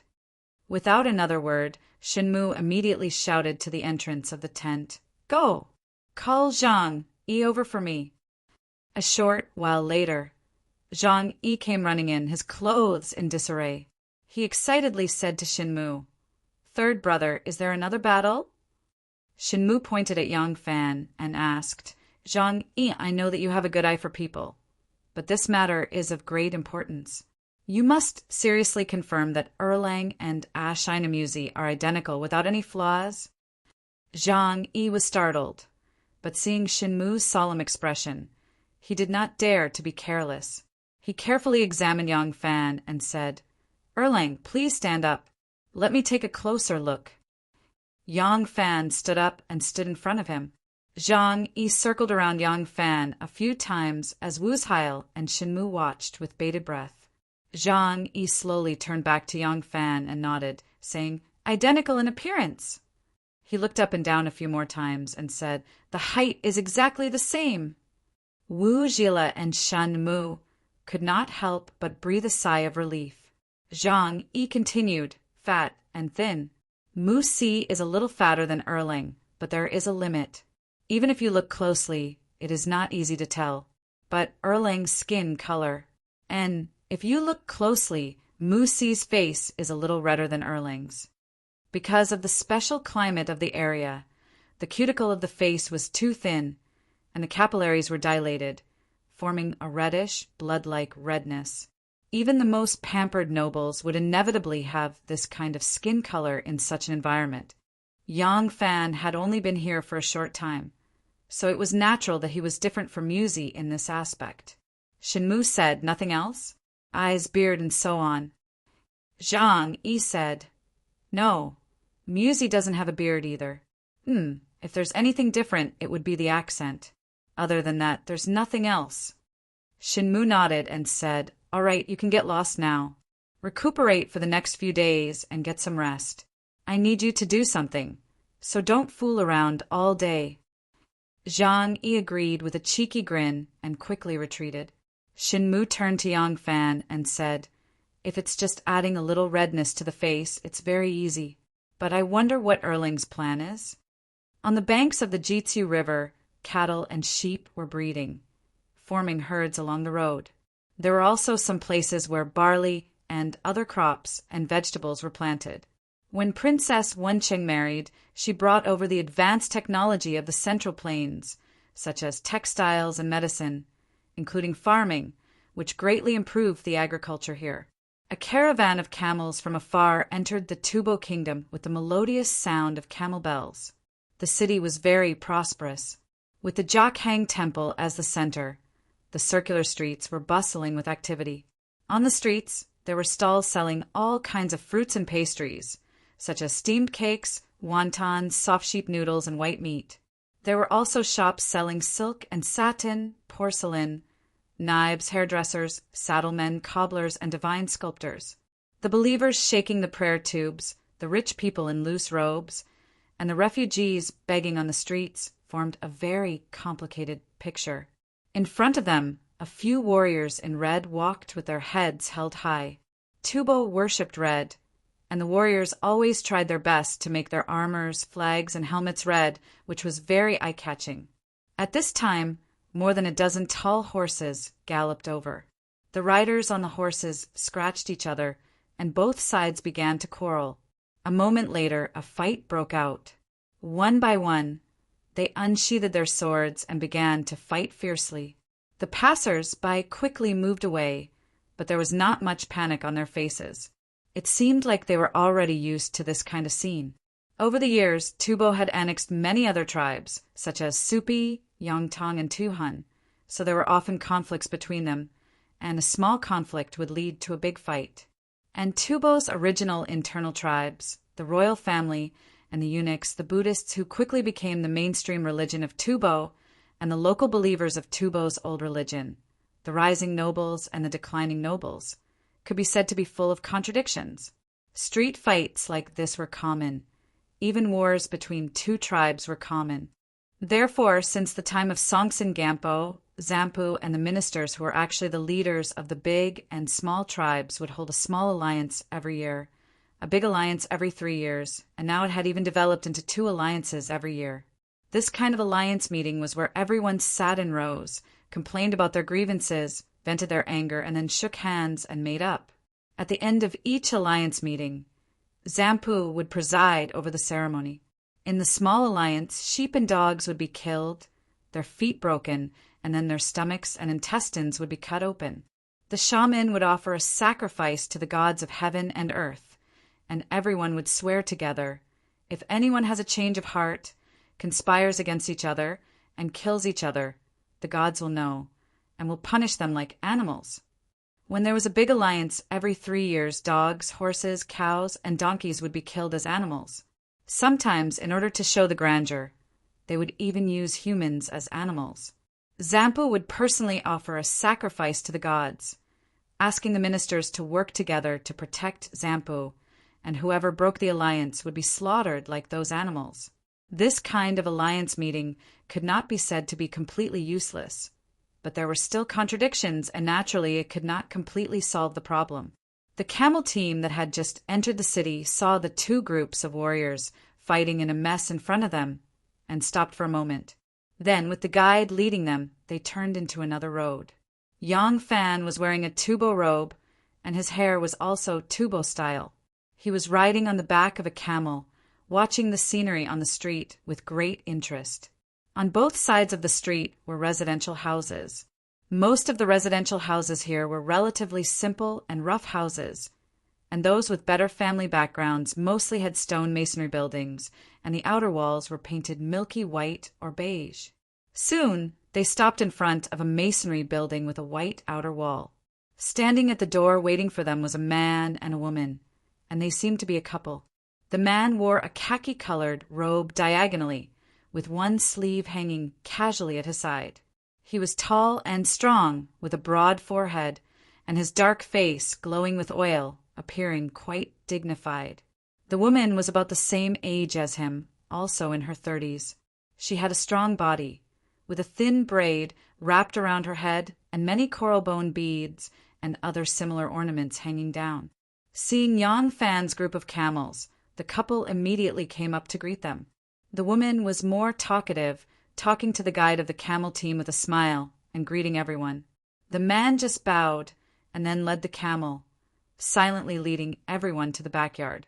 The backyard was very wide, overgrown with weeds. It seemed that after it was enclosed into a courtyard, it had not been used for much. The camels were not tied up, and they were directly released to graze freely in the yard. Yang Fan and the others were led into the building and arranged rooms for them. The guide was a Tubo man who had lived in the Han area since childhood. Today his name was Yu Shan, and he had been doing business on the Sichuan to Tubo route. Of course, he was also Shenmu's man, and this time he was Yang Fan's guide and also the person responsible for arranging this task for him. After Yu Shan put down the luggage, he went to Yang Fan's room. Yang Fan was standing in front of the stone window, looking out at the street with the curtains. When he saw him come in, he put down the curtains, returned to the carpet, and sat down. He invited him to sit beside him and asked, "Who is this family? Are they reliable?" Yu Shan said, "They are ordinary people named Luan Juxia, and their family is not bad. Some of my business is done for them. They only know that I am a foreign merchant from the Han area and never ask about my business. They are a very dutiful family. Moreover, this family is a follower of the Bon religion. So even if they find something wrong, it is unlikely that they will make things difficult for us." The Mo religion mentioned by Yu Shan was the traditional religion of Tubo, which had been passed down for nearly 1,000 years. When Buddhism first spread to the east, it bypassed Tubo and spread to other places because it was resisted by the Bon religion. But starting from Songtsen Gampo, Tubo Zanpu began to believe in and vigorously spread Buddhism. Many Bon disciples were excluded and had to flee to other places. Most of the Bon believers who stayed in Tubo were extremely dissatisfied with Zanpu, so it was unlikely that they would become supporters of the Tubo court. Yang Fan grunted and said, "So, when can we start?" Yu Shan said, "There is no hurry. We will stay here today, and tomorrow I will go out and prepare to sell the goods we have brought. Our business needs to be carried out in the meantime, so that we will not attract attention. When I came here to trade before, I dealt with the housekeeper of the Minister of Internal Affairs. Tomorrow I will try to contact him." The Tubo imperial court officials were mainly divided into 2 categories. The first category was the prime minister. Among them, there was a great prime minister called Daluan, which was equivalent to the prime minister of the Tang Empire. Under the great prime minister, there was a deputy prime minister called Shaoluan. There was also a marshal of the army and horses with a pingzhangshi and a vice marshal of the army and horses with a pingzhangshi. The second type was the prime minister's subordinates. Among them, there was the great minister of internal affairs, who was in charge of domestic affairs, the great minister of general affairs, who was in charge of criminal laws, and the officials who were in charge of foreign affairs and financial affairs. These officials were all inherited by their sons after the death of their father, and if they had no sons, it would be inherited by their close relatives. Once someone broke the tradition of inheritance, it would inevitably lead to a huge dispute. The Minister of Internal Affairs mentioned by Yu Shan was called Buluan Che. He was the highest-ranking official in charge of the Tubo Kingdom's prisons. Moreover, he was extremely loyal to Zanpu and opposed Luan Trinling's dictatorship. He was a representative of the Royalists. Chapter 236. Tubo's internal affairs were internal affairs. He had just reached 40 years old this year. He was a strong and vigorous man in the prime of his life. He was wearing a black robe. His hair was tied into a bun on his forehead. His mustache was thick and black. He looked very dignified. He scrutinized the Persian man kneeling in front of him and asked, "You said you are from Uzhail?" "Yes, Shahrin was only in charge of guarding the horses and camels. But in the end our messengers were seized by great minister Trinling and sent to the palace. Shahrin did not know what happened. I could only run away in panic. After enduring for these past few days, I finally found out the reason. Shahrin really had no other choice but to come and complain to Darren that we are wronged." Speaking to this point, Big Bear's tears and snot flowed down his face. His situation was unspeakably miserable. They were able to become scouts, they were good at disguise, they knew how to act. These were their greatest strengths. Bo Chue picked up a wooden bowl inlaid with red coral beads. He blew on the surface and drank a mouthful of horse milk wine. With a cold laugh, he said, "Wronged? What are you wronged about?" Big Bear said, "Our Tulshi cavalry division was driven into a corner. We really had the intention to seek refuge with Tubo. We absolutely did not have any intention of pretending to surrender." Bo Chue put down the bowl and looked at him with a smile. He said, "If you had the intention to surrender, why didn't you surrender to Zanpu, but to the great minister's mansion?" Big Bear nodded his head and said, "Shahrin also did not know. The palace was heavily guarded. We came from afar. We could not find the way in. We were just in front of the palace looking for a guard or official to explain our reason, asking him to pass on our message. In the end, we just happened to meet the great minister coming out of the palace. When the great minister heard our intention, he brought our men back to his mansion, and then they were arrested." Bo Chue's eyes flashed. He leaned forward and asked, "Did you hear it with your own ears, saw it with your own eyes?" With a bitter smile, Big Bear said, "If Shahrin saw it with my own eyes, I would have been arrested long ago. Shahrin did not hear it. But when the messengers ordered Shahrin to guard the horses and camels, they said they were going to find someone to report to the palace. I saw them go, and then they met the great minister and his men. You know the great minister?" Bo Chue asked. "Shao Rin does not know," Big Bear said. "It was Shao Rin who followed great minister all the way back to his mansion. Only then did I know. Shao Rin led the camel and horse and waited outside for a while. I saw the great minister personally came out with our people. Seeing Shao-Ren by the roadside, our messenger repeatedly signaled Shao-Ren with his eyes, telling me to run away. Shao-Ren realized something was wrong, so I had no choice but to abandon the camel and horse and escape without a trace." Bo Luen's interest was piqued. He stroked his beard and asked, "In that case, why don't you escape back to your tribe?" Big Bear wanted to cry, but had no tears. "Sir, this lowly one is only one person. How can I go back? I'm afraid that once this lowly one leaves the city, I will be killed by the bandits. Besides, if I were to return like this, there's no way Chieftain Uzhail would let me off so easily. This lowly one has no other choice but to complain to my lord. I know the situation of our tribe the best. Chieftain Uzhail has gathered the entire tribe to discuss whether or not to side with the Tubo, and we've come to a consensus. There's no way we're lying." Bo Luen looked deeply at Big Bear and said, "Take him away first. Put him in the dungeon." Big Bear cried out, "Interior Minister Darren, everything this lowly one has said is the truth. I beg Interior Minister Darren to uphold justice for us. We've been wronged." Amidst the cries and shouts, Big Bear was taken away by the warriors. Bo Luen pondered for a while, muttering to himself, "If what this person said is not the truth, why did he come to complain? If what he said is the truth, why did the great minister say that they were pretending to surrender? It's illogical to refuse such a thing that has hundreds of benefits and no harm." Bo Luen sat cross-legged, his hands crossed, his two thumbs subconsciously circling. After circling for a while, his eyes gradually revealed a look of suspicion. Early the next morning, Bo Luen entered the city to see Zanpu. He purposely asked about this matter, wanting to interrogate the few cavalry tribe members. Unexpectedly, these people had all been skinned, and even their skulls had been dug out to be used as butter lamps. Not a single person was left alive. Bo Luen was very depressed. He returned to his mansion, unhappily. The head steward, Si Nanchi, tiptoed in. Bo Luan glanced at him and asked faintly, "What's the matter?" Si Nanchi quickly took a step forward and said with a fawning smile, "Sir, the merchant that sold you a pair of celadone pots has come to King City again. This time he has brought a pair of vases. I wonder if sir is interested?" Bo Luan was immediately interested.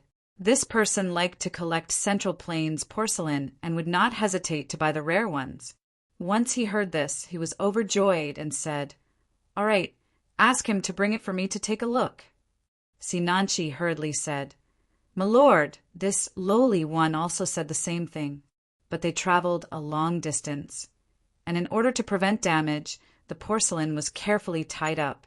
Once they arrived at King City, they had to let the guests inspect the goods, so the tying up was removed. This pair of vases is too large and needs to be tied up again before they can be transported. It is truly inconvenient, and the slightest carelessness can lead to damage, so my lord must personally take a look. It was not easy to make large porcelain, and coupled with the inconvenience of traveling, especially on long journeys, porcelain was easily damaged. Thus, it was very rare to see large porcelain from the Central Plains. When Bo Luan heard that this pair of vases was extremely large and difficult to move, he became even more excited and said, "Very large porcelain! Let's go and take a look." Shen Mu had made many preparations for this operation. Using his vast intelligence network, he had learned which Tibetan minister had been on a diplomatic mission to the Eastern Turks and had met Ashinamuzi. This was not difficult. The Tibetans and the Eastern Turks had worked together to deal with the Western Turks, driving them away from their homeland, which had been the primary nomadic territory of the 4 garrisons of Anchi. At the same time, they had also defeated the garrison of the Tang dynasty there. In this process, the two sides had to frequently communicate with each other in order to unite their forces and divide the spoils. After investigating, he discovered that 4 Tibetan ministers had been on diplomatic missions to the Eastern Turks, and Ashinamuzi, as the nephew of the Turkic Khagan Gutulu, had attended every one of these meetings, so they had met. Shen Mu investigated these 4 Tibetan ministers and discovered that 2 of them were close to Luan Trinling. One of the other 2 did not have much authority. Although he was not on Luan Trinling's side, he did not necessarily have the courage to make an enemy out of Luan Trinling. In the end, he had decided on Bo Luan Shi as his target. Bo Luan Xue excitedly left the mansion. The people who were secretly monitoring him immediately passed on the message. Yang Fan and the others immediately began to prepare in full swing. The porcelain was on the first floor of Luan Jingxia's residence, and there were many other goods that were too bulky to be placed outside. When Bo Luan Shi arrived at Luan Jingxia's residence, Yu Qingshan immediately went to greet him. Bo Luan Shi had no time for pleasantries and excitedly rushed into the residence. His eyes were immediately attracted by a pair of massive vases that gleamed with a faint light. These vases were nearly half the height of a man, and though Bo Luan Shi had collected many pieces of porcelain, he had never seen such a pair of treasures before. His eyes were immediately glued to them. After staring at the vases for a long time, Bo Luan Shi lightly reached out and caressed them. Feeling their warm and smooth surface, he suddenly said, "Light some torches to brighten up the place."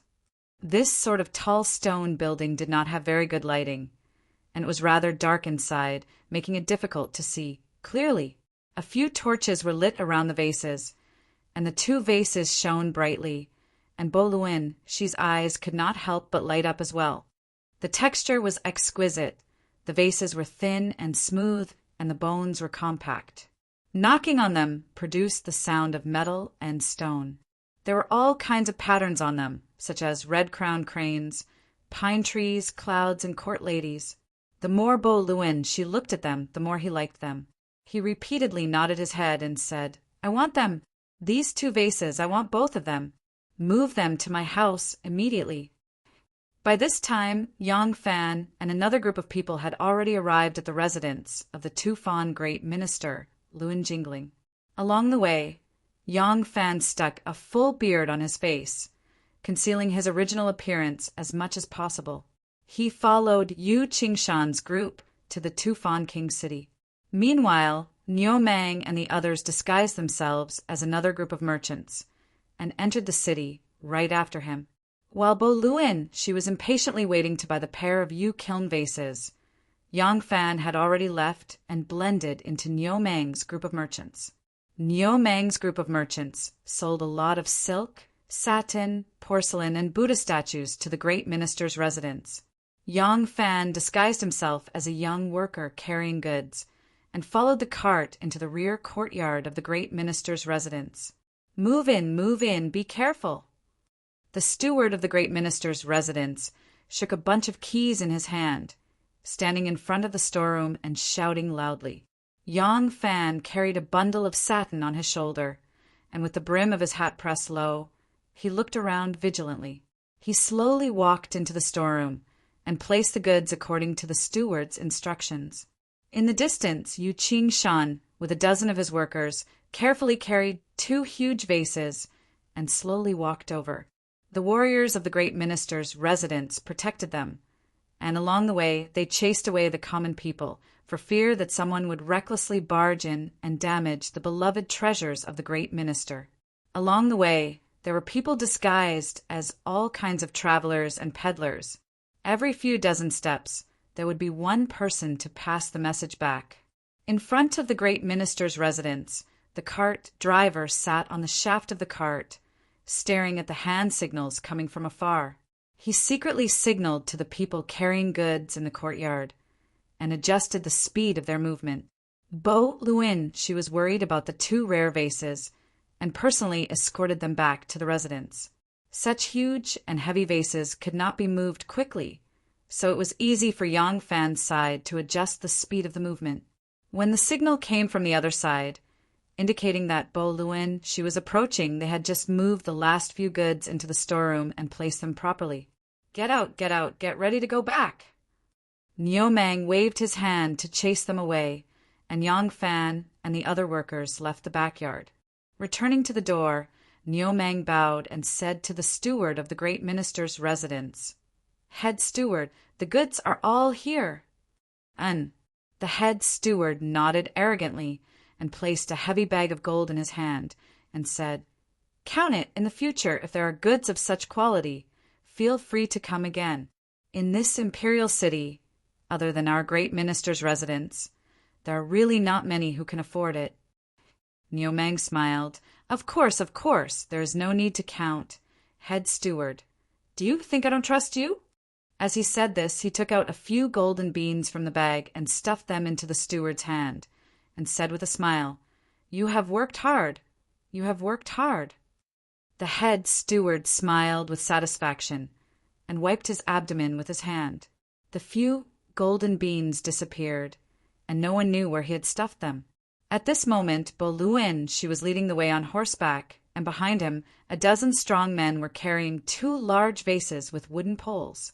They were protected by Tubo warriors, and they swayed with each step. Walking out of the residence, Yang Fan's back was facing the great minister's residence, and he quickly tore off his full beard. A person beside him nodded to him, and lightly patted his stomach and said in a low voice, "I have also succeeded." Chapter 237. Tubo's Minister of Internal Affairs, Bo Luin Qian, was leisurely riding on a tall and majestic foreign horse. When he reached the great minister's Trinling residence, he unconsciously glanced at the entrance. There was a group of people and a carriage parked at the entrance. Even without these people, when he passed by the great minister's residence, he would have subconsciously glanced at it. He saw the steward of the great minister's residence escorting the group of people to the entrance and closing the door. These people escorted the empty carriage and walked towards him. In the middle of this group stood a man wearing a round hat. His warriors came forward to urge them to move to the side. This man walked to the side of the road and raised his head to look at his entourage.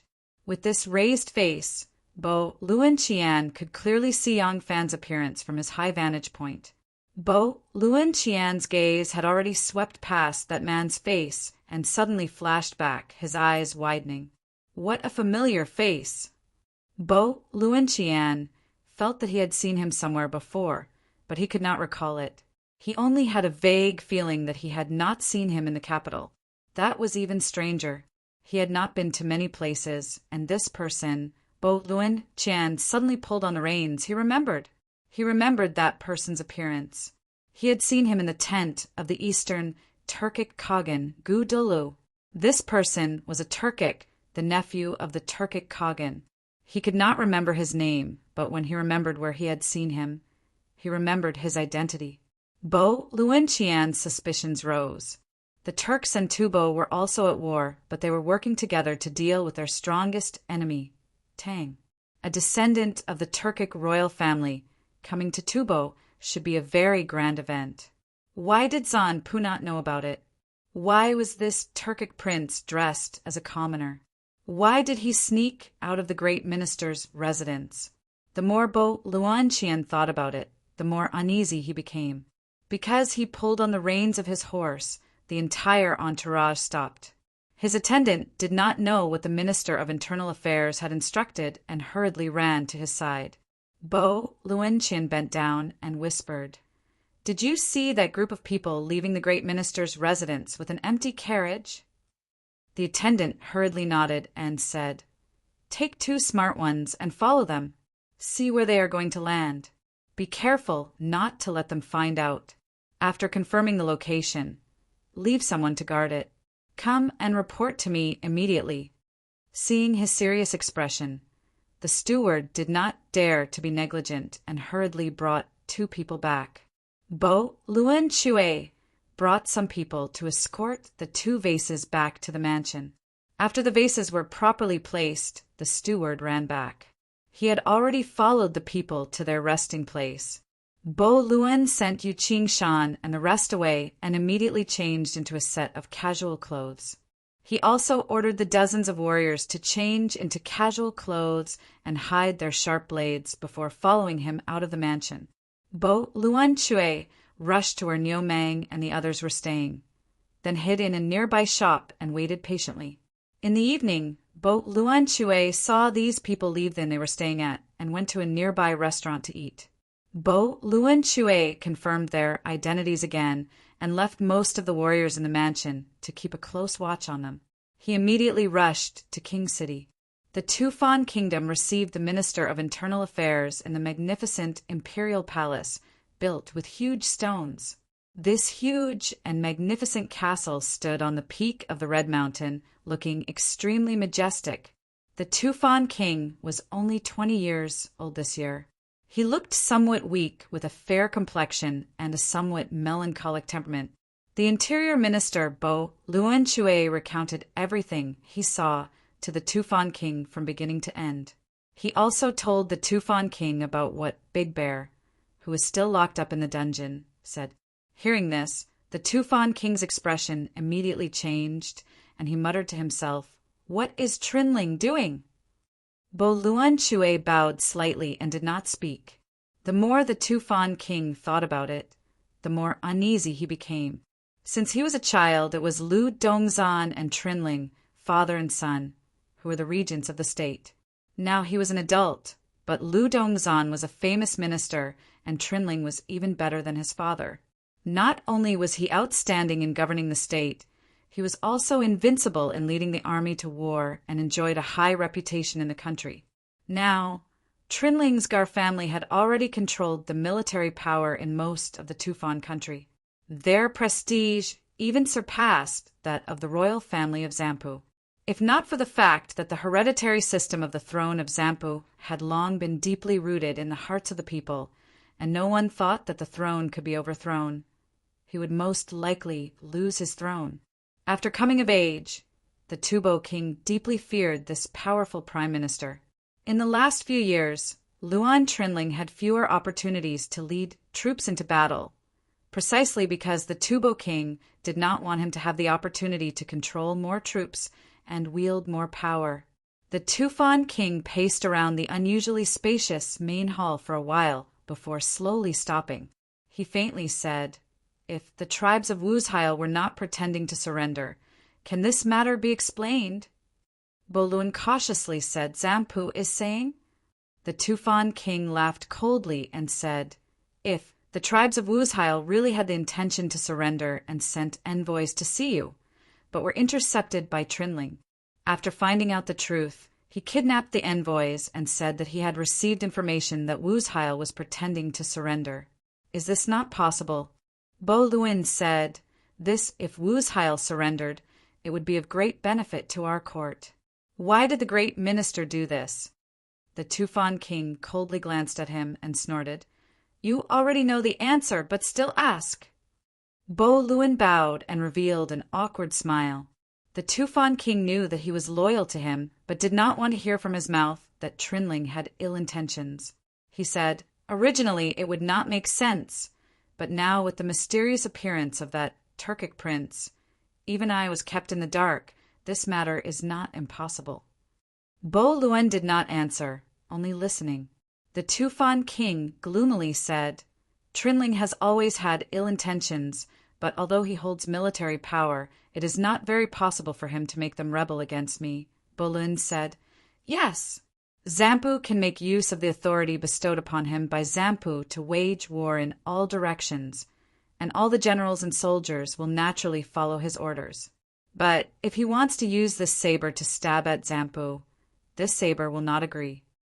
The Tufan king proudly smiled and said, But if Wuzheil leads the 10 tribes of the Eastern Turks to seek refuge with our court and is used by Trinling, will this saber listen to him?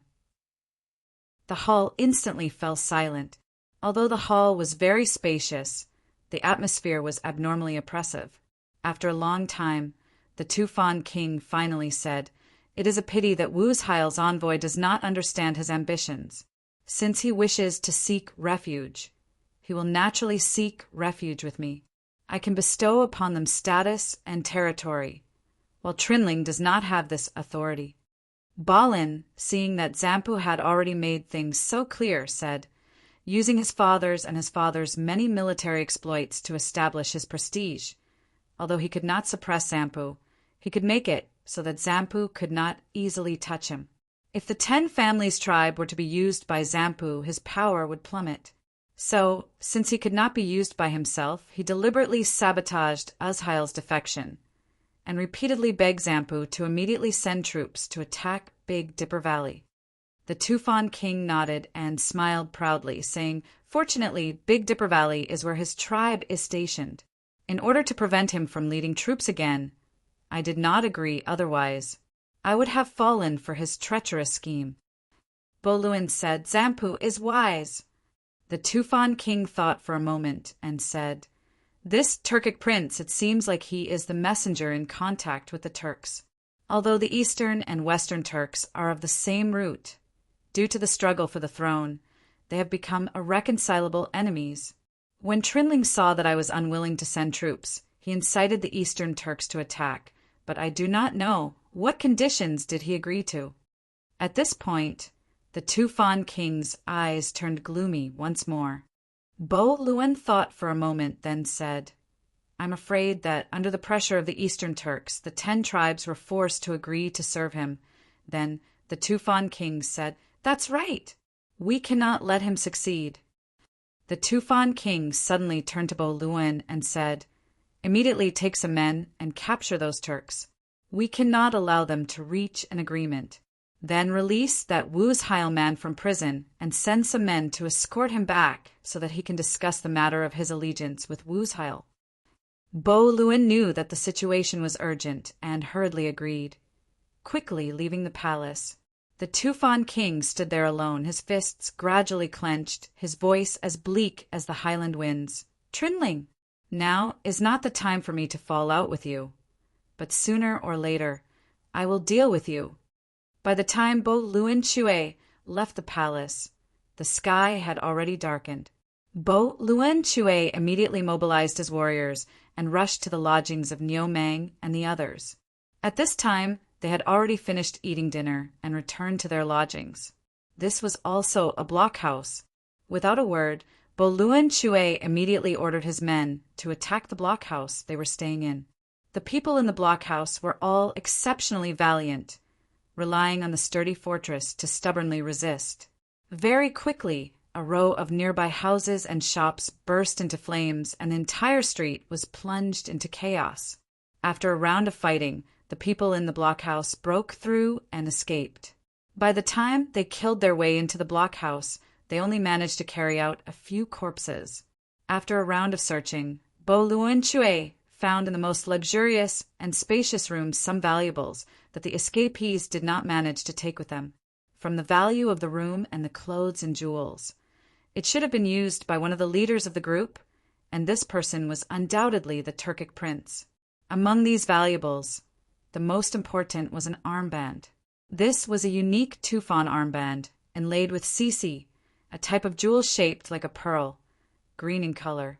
Just like the officials of the Tang dynasty were distinguished by the color of their official robes and the patterns on their clothes, the Tufan officials were distinguished by their armbands. These armbands were divided into 5 types: sisi, gold, gold, silver, silver, and bronze.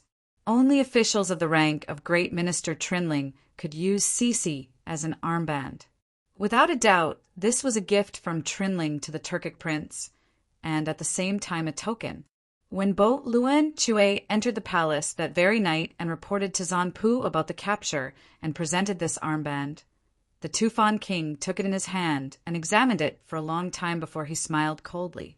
The seeds of suspicion and hatred had long been buried deep in his heart. At this moment, it was as if that seed had met with rain, sunshine, and fertilized. It grew wildly and vigorously in his heart. Chapter 238. Snowflakes were falling, and the beginning of winter had come. The snowflakes were falling in spirals, and when there was no wind, they looked especially gentle and beautiful. On the court next to the observation platform, the palace maids were still kicking the ball excitedly, but the 3 main players of the imperial court team were not on the court. Nowadays, Princess Taiping only occasionally came to relax. Her favorite was no longer the court, and her mind was no longer on those things. Xiao Man was standing on the side of the court, but she just watched and did not join in. Xiao Man was not on duty today. She was wearing a man's shirt, a soft-legged wig, a round-collared, narrow-sleeved robe, a leather belt around her waist, and a pair of black sheepskin boots. There was a valiant feeling in her graceful and pretty appearance, but her eyes did not have the excitement and joy that they had when she saw the court in the past. Gao Ying, Lan Yiqing, and other close friends who were good friends with her all felt that the once cheerful and lively Xiao Man had changed. She became sad and sad. The snowflakes today somehow touched her feelings. She had originally agreed to go to the court, but when she walked to the court and saw the snowflakes falling from the sky, she suddenly lost interest. Xiao Man was thinking about her elder brother. She remembered that winter, when it occasionally snowed, she and her elder brother hugged each other and hid in the broken temple to avoid the cold. In the end, the people sent to Guangzhou Prefecture didn't find her brother. Xiao Man didn't want to believe it, but she was really close to despair. She stared blankly at the figure running on the field and foolishly thought, maybe brother has already left the mortal world and went to another world like mother. At this time, Shanghai Wanner walked over with light steps. Wanner was also wearing men's clothes, a headscarf, a stone blue cotton robe, and a leather belt around her waist. She looked free and at ease. Her lips were like red paint, and her eyes were clear and bright. She was just like a charming, beautiful and charming young man. It was snowing. This was the first snow of this winter. Wanner's heart was like the light snowflakes, fluttering very happy. Yang Lang had said that when the plum blossoms he would come back. Now that the snowflakes had bloomed, would the plum blossoms be far away? Of course, Yang Lang had also said that at the very latest, it would not be later than the time when the peach blossoms bloom. But that was just in case. Wanner would rather believe that the person she yearned for day and night would soon return to Luoyang. Xiao Man, why are you standing here? Let's do some kuju. Wanner saw Xiao Man and called out to her with a smile. Xiao Man shook her head and said, let's wait for the imperial edict. I'm not feeling well. Waner was originally eager to try, but seeing her lonely face, she couldn't help but pull her hand and pull her to the side of the field. She picked up 2 praying mats, brushed away the snow on them, and placed them on the stone bench. She said to Xiaoman softly, "Come, sit down."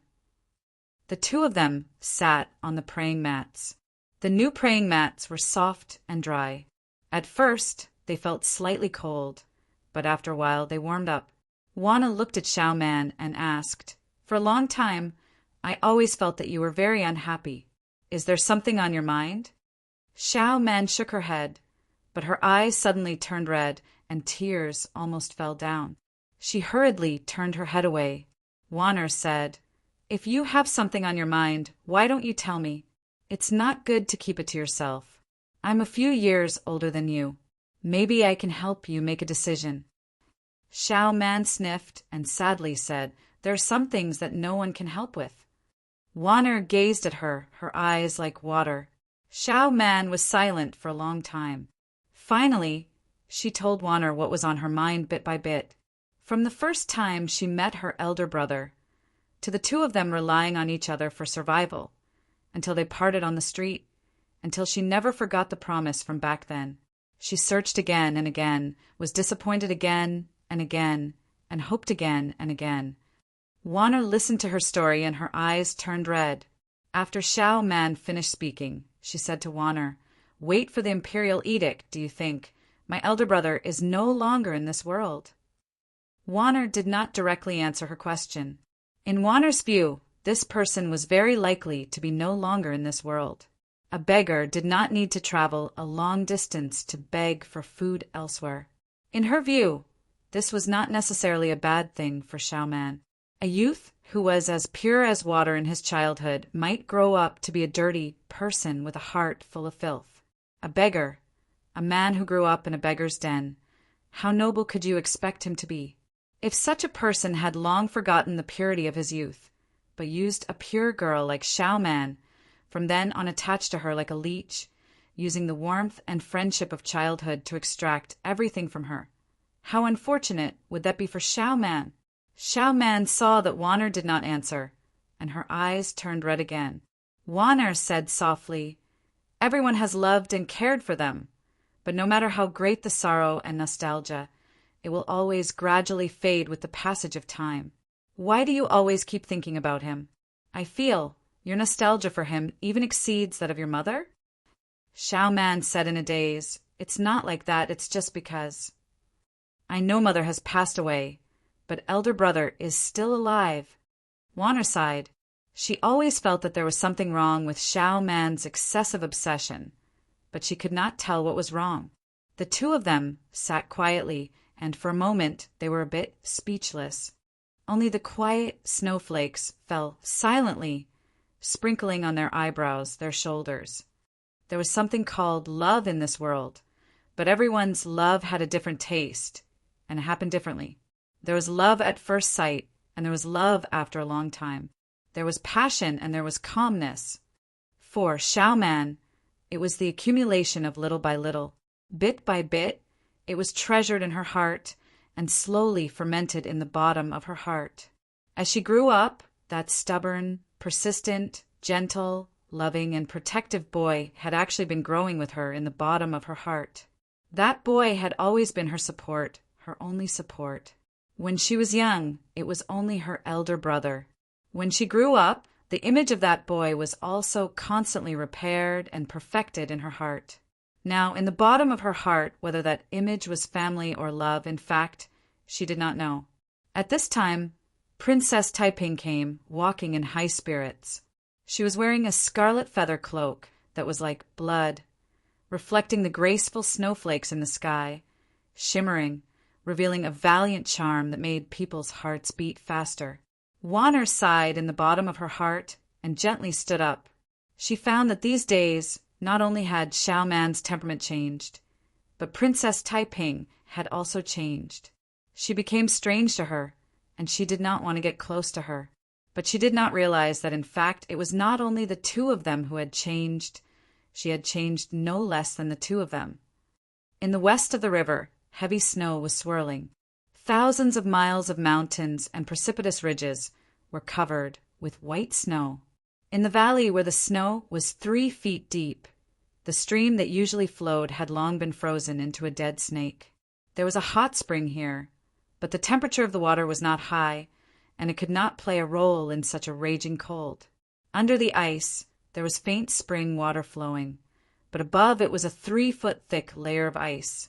In the valley, the biting, cold wind whistled, and the whistling sound was like the mournful howling of a wolf on the top of the mountain. There was snow and there was wind. The wind rolled up the snow, and the face was like a knife. Originally, the wind was invisible, but at this moment, the wind wrapped in snowflakes seemed to make people see its shape. However, the special geographical environment of the Big Dipper Valley played a role in the end, so that the tribes stationed here could avoid the terrible harm to the tribes and livestock of the terrible white disaster. On the north and south sides were high mountains and precipitous ridges, which blocked the cold wind. On the east and west sides, there were high ice walls. The tribes of the steppe had invented this method long before the Han Dynasty. In the cold weather, they could use the frozen snow to quickly build high walls to block the wind, thus providing a certain protection against the cold. The yurts surrounded by the 2 sides of the mountains and the 2 sides of the ice walls were grayish-white to begin with. Now that they were covered in a layer of snow, it was almost the same color as the ground. If one did not get close, they would not be able to tell that these were yurts. The thick layer of snow was in danger of collapsing the yurts, but it was not without its benefits. There was a certain amount of snow at the corners and roofs of the yurts, which could also seal all the gaps and keep the yurts as warm as possible. The herdsmen in the tribe had cut down a large amount of wood from the mountains long before the cold winter came. They kept a fire in their tents from morning to night, keeping the tents warm and protected from the snowstorm outside. Although they had done their best to protect the livestock sheds, some of the animals had still frozen to death. However, in such a large blizzard, this small amount of damage was negligible to them. In Wu Jila's tent, Yang Fan, Shenmu, Wu Jila, and the others were eating hot pot around the fire. In this era, hot pot was called antique soup. It was named after the sound of food being thrown into boiling water. The cooking utensil they used was a 3-legged dipper. This dipper was originally a tool used by the army. During the day, it could be used for cooking, and at night it could be used for night watch. The sound of the dipper referred to this item. Within the dipper were thin slices of frozen cattle and sheep, as well as wild vegetables picked and dried in the summer and autumn, giving off a rich aroma. In front of each of them was a small plate with some seasonings. As they cooked the mutton and beef, they drank wine at the same time. It was a completely different world from the commotion outside the tent. Since ancient times, it had been the best strategy for military strategists to employ. Yang Fan had revealed himself to the Tibetan Minister of Internal Affairs in order to arouse his suspicions. Originally, Yang Fan had been worried that this move would not be enough to arouse the Tibetan king's wariness, so he had prepared a backup plan. Unexpectedly, this backup plan was no longer needed. The Tibetan king and Trinling had long been suspicious of each other. The sudden appearance of this Turkic prince in the great minister's residence, coupled with Big Bear's complaint on behalf of the Tukashi tribe, had caused the Tibetan king to completely suspect Trinling's intentions. Trinling's spy was no longer useful. No matter what kind of information was sent, Trinling could not convince the Tibetan king. Not only did the Tibetan king refuse to send troops, he even sent someone to escort Big Bear back to the Tukashi tribe to negotiate their surrender. One condition, one request. Time passed as the messengers traveled back and forth. When winter came, a huge weight was lifted off Uzhail's shoulders. In this season, even if the Tibetan king saw through his delaying tactic, he would not be able to launch a large-scale attack. After confirming that their plan had succeeded, Yang Fan and the rest left the Tibetan capital. First, they headed in the direction of Sichuan. After making a detour, they found the little flying general, Zhang Yi's reinforcements. Zhang Yi had led his team of mounted bandits through Longyu, Peshi, the Turks, and the Tibetans. He was very familiar with the geography of this area and had now safely brought them back to Big Dipper Valley. Chapter 239. Wu Zhila raised his bowl of wine and said to Yang Fan, "Erlang truly has a good plan. You only went to the Tubo capital once and effortlessly blocked the Tubo army of 100,000 for me. Haha, now that the snow has sealed the mountains, even if negotiations fail, I have no need to fear him. When spring comes next year, the water and grass will be lush and there will be homes everywhere. He won't be able to fight even if he wants to. The sky is high and the earth is wide. Laozi can drag him to death. Haha." Wu Zhila saw that there was only half a bowl of wine left in Yang Fan's bowl. He immediately grabbed the wine jug and filled it for him, enthusiastically urging, "Come, drink, drink." Shenmu also raised his bowl and said with a smile, "This bowl of wine should indeed be a toast to you. Helping Wu Zhila survive this winter and allowing him to recover his strength is only one aspect. On the other hand, the conflict between the Tubo King and Luen Trinling will only become more intense because of this. Regardless of whether or not the Tubo King realizes that he has been tricked by us, the intense wariness he has shown toward Luen Trinling will make Luen Trinling feel danger. If he wants to avoid this danger, he can only continue to hold on to his military power. Only then will he feel at ease. But the more he holds on to his military power, the more the Tubo King will be afraid of him." At this point, Shan Mu cheerfully said, "It can be predicted that there will be a battle between the Tubo King and Luen Trinling, and in this battle, no matter who wins, our Tang dynasty will be the biggest winner. Erlang's plan will be meritorious to the country and beneficial to the world. We should drink to the fullest." Yang Fan repeatedly said that he did not dare. He raised his bowl and clinked it against theirs, and the three of them drank the wine together. Leaning against the fire, eating hot pot and drinking strong wine, Yang Fan felt as if his body was on fire. He pulled his collar back a little and asked, "What do we plan to do after this?"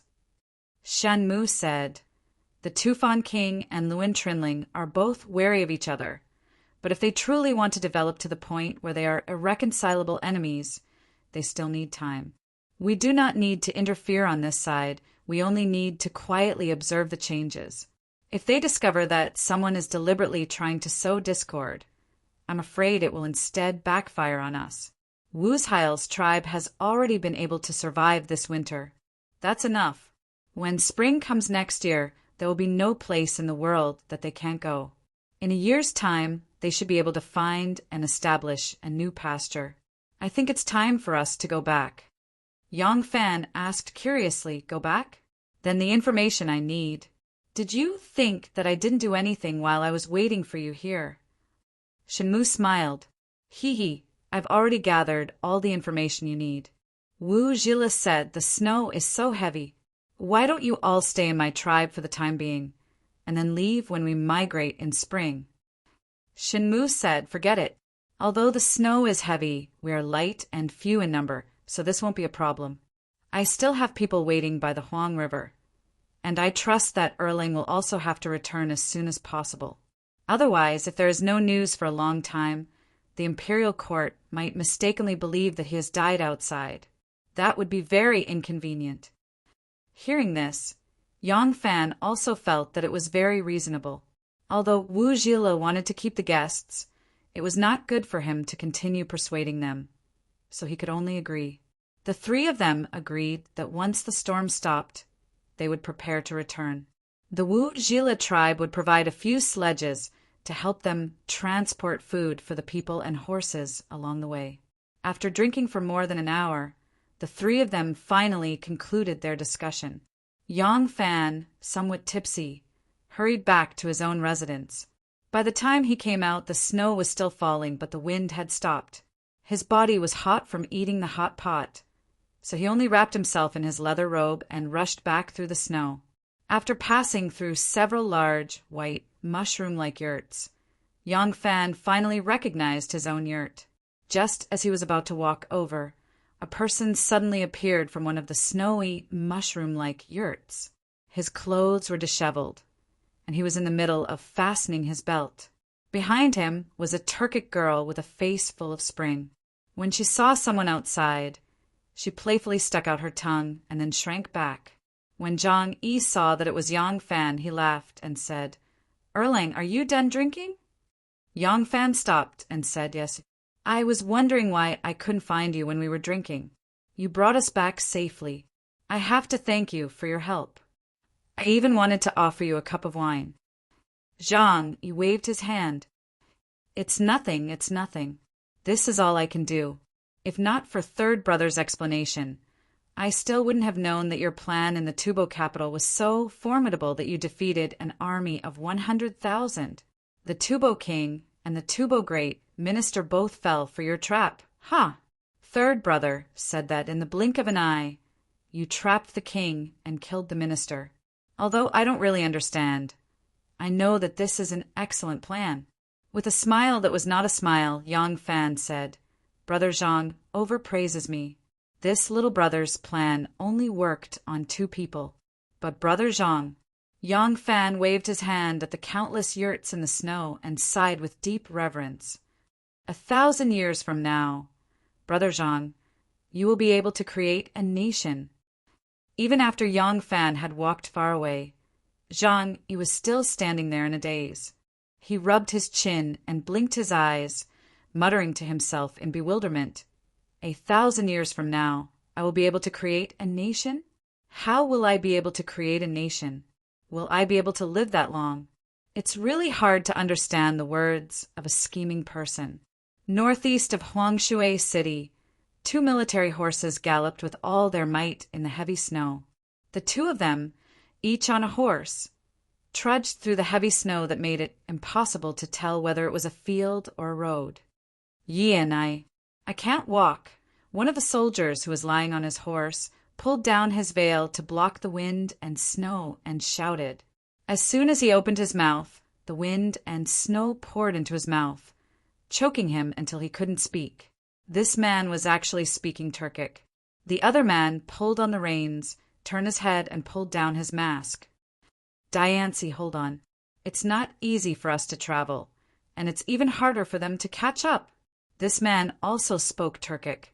He glanced at the end of the white road and laughed coldly. "In such a heavy snowstorm, we can't see any footprints. Even the hounds they raise can't smell us. It's impossible for them to find us." He patted his bosom and chuckled.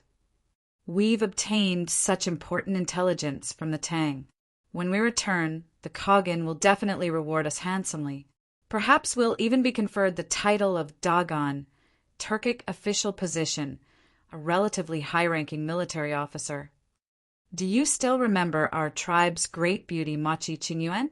If you become a Dagon, she'll definitely be willing to be your woman." Diancie's spirits rose at Yi An's words. He pressed down on his ribs. There had originally been a knife wound there, but it had been wrapped tightly with a long belt. The blood that had seeped out had already frozen into ice. His body felt cold, and he really couldn't hold on much longer. He didn't know if he could survive until he returned to the Turkic tribe, but when he thought of that enchanting and graceful woman, Diancie felt his heart heat up and his body fill with strength. "Hiya!" The 2 of them whipped their horses and sped up again. Diancie and Yian were cousins, and both of them were Turkic scouts. In fact, it wasn't only the Tubo scouts who ambushed the 100 cavalry. When they ambushed the 100 cavalry, one of their companions died. Because this person was perfectly fine the day before, it would be suspicious if they said that he died of a sudden illness. Therefore, they claimed to the public that this person was killed by horse bandits. But this time he was also arrested by the government. Because stolen goods were found in their house, they couldn't explain and had been detained in the military camp. Today, they were originally brought in for interrogation by Qiushinji. In the end, because they had already been interrogated several times, the security was too lax. After Qiushinji had something to do and left, only 2 people were left to guard the tent. They were attacked by them, and then they changed into the clothes of the guards, stole the war horses, and sneaked out of the military camp. They had the token on them, so they were able to leave calmly. Diance's injury was sustained when the soldiers discovered them and chased after them. Due to the heavy snowstorm, they finally managed to shake off the pursuit of the soldiers. As they ran, Diance's vision darkened. He raised his hand and wanted to shout something, but he just plunged into the snow. The military horses of the air cavalry continued to chase Yi and in front of them. Yin didn't notice that Diance had fallen off the horse. He lowered his head, and his face was covered with frost and snow. He only left a small gap in his eyes, staring at the direction in front of him. The wind and snow became stronger and stronger. A man and 2 horses gradually disappeared in the vast snow. In Qiushinji's tent, Lu Shirda, Qiushinji, and Wang Xiaojie stood there with ugly expressions.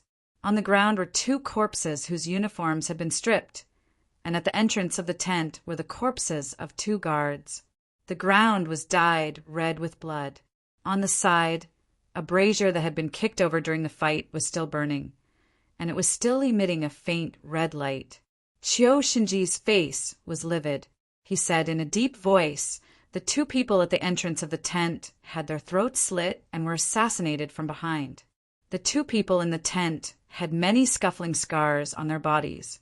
Obviously, the reinforcements and the 2 scouts who were being interrogated worked together and killed them. When Qiushinji said this, his 2 weed-like, thick eyebrows emitted a cold, murderous aura. He stared at Lu Shirda and said, Are there spies in your army?" Lu Shirda ignored Qiushinji's question. His eyes were constantly moving between the 4 corpses in the tent and at the entrance of the tent. He had a contemplative expression on his face. Wang Xiaojie couldn't help saying, "This is Lord Lu's main tent. The possibility of Tufan spies sneaking in is not high." Qiushinji sneered. "But how do you explain these for corpses?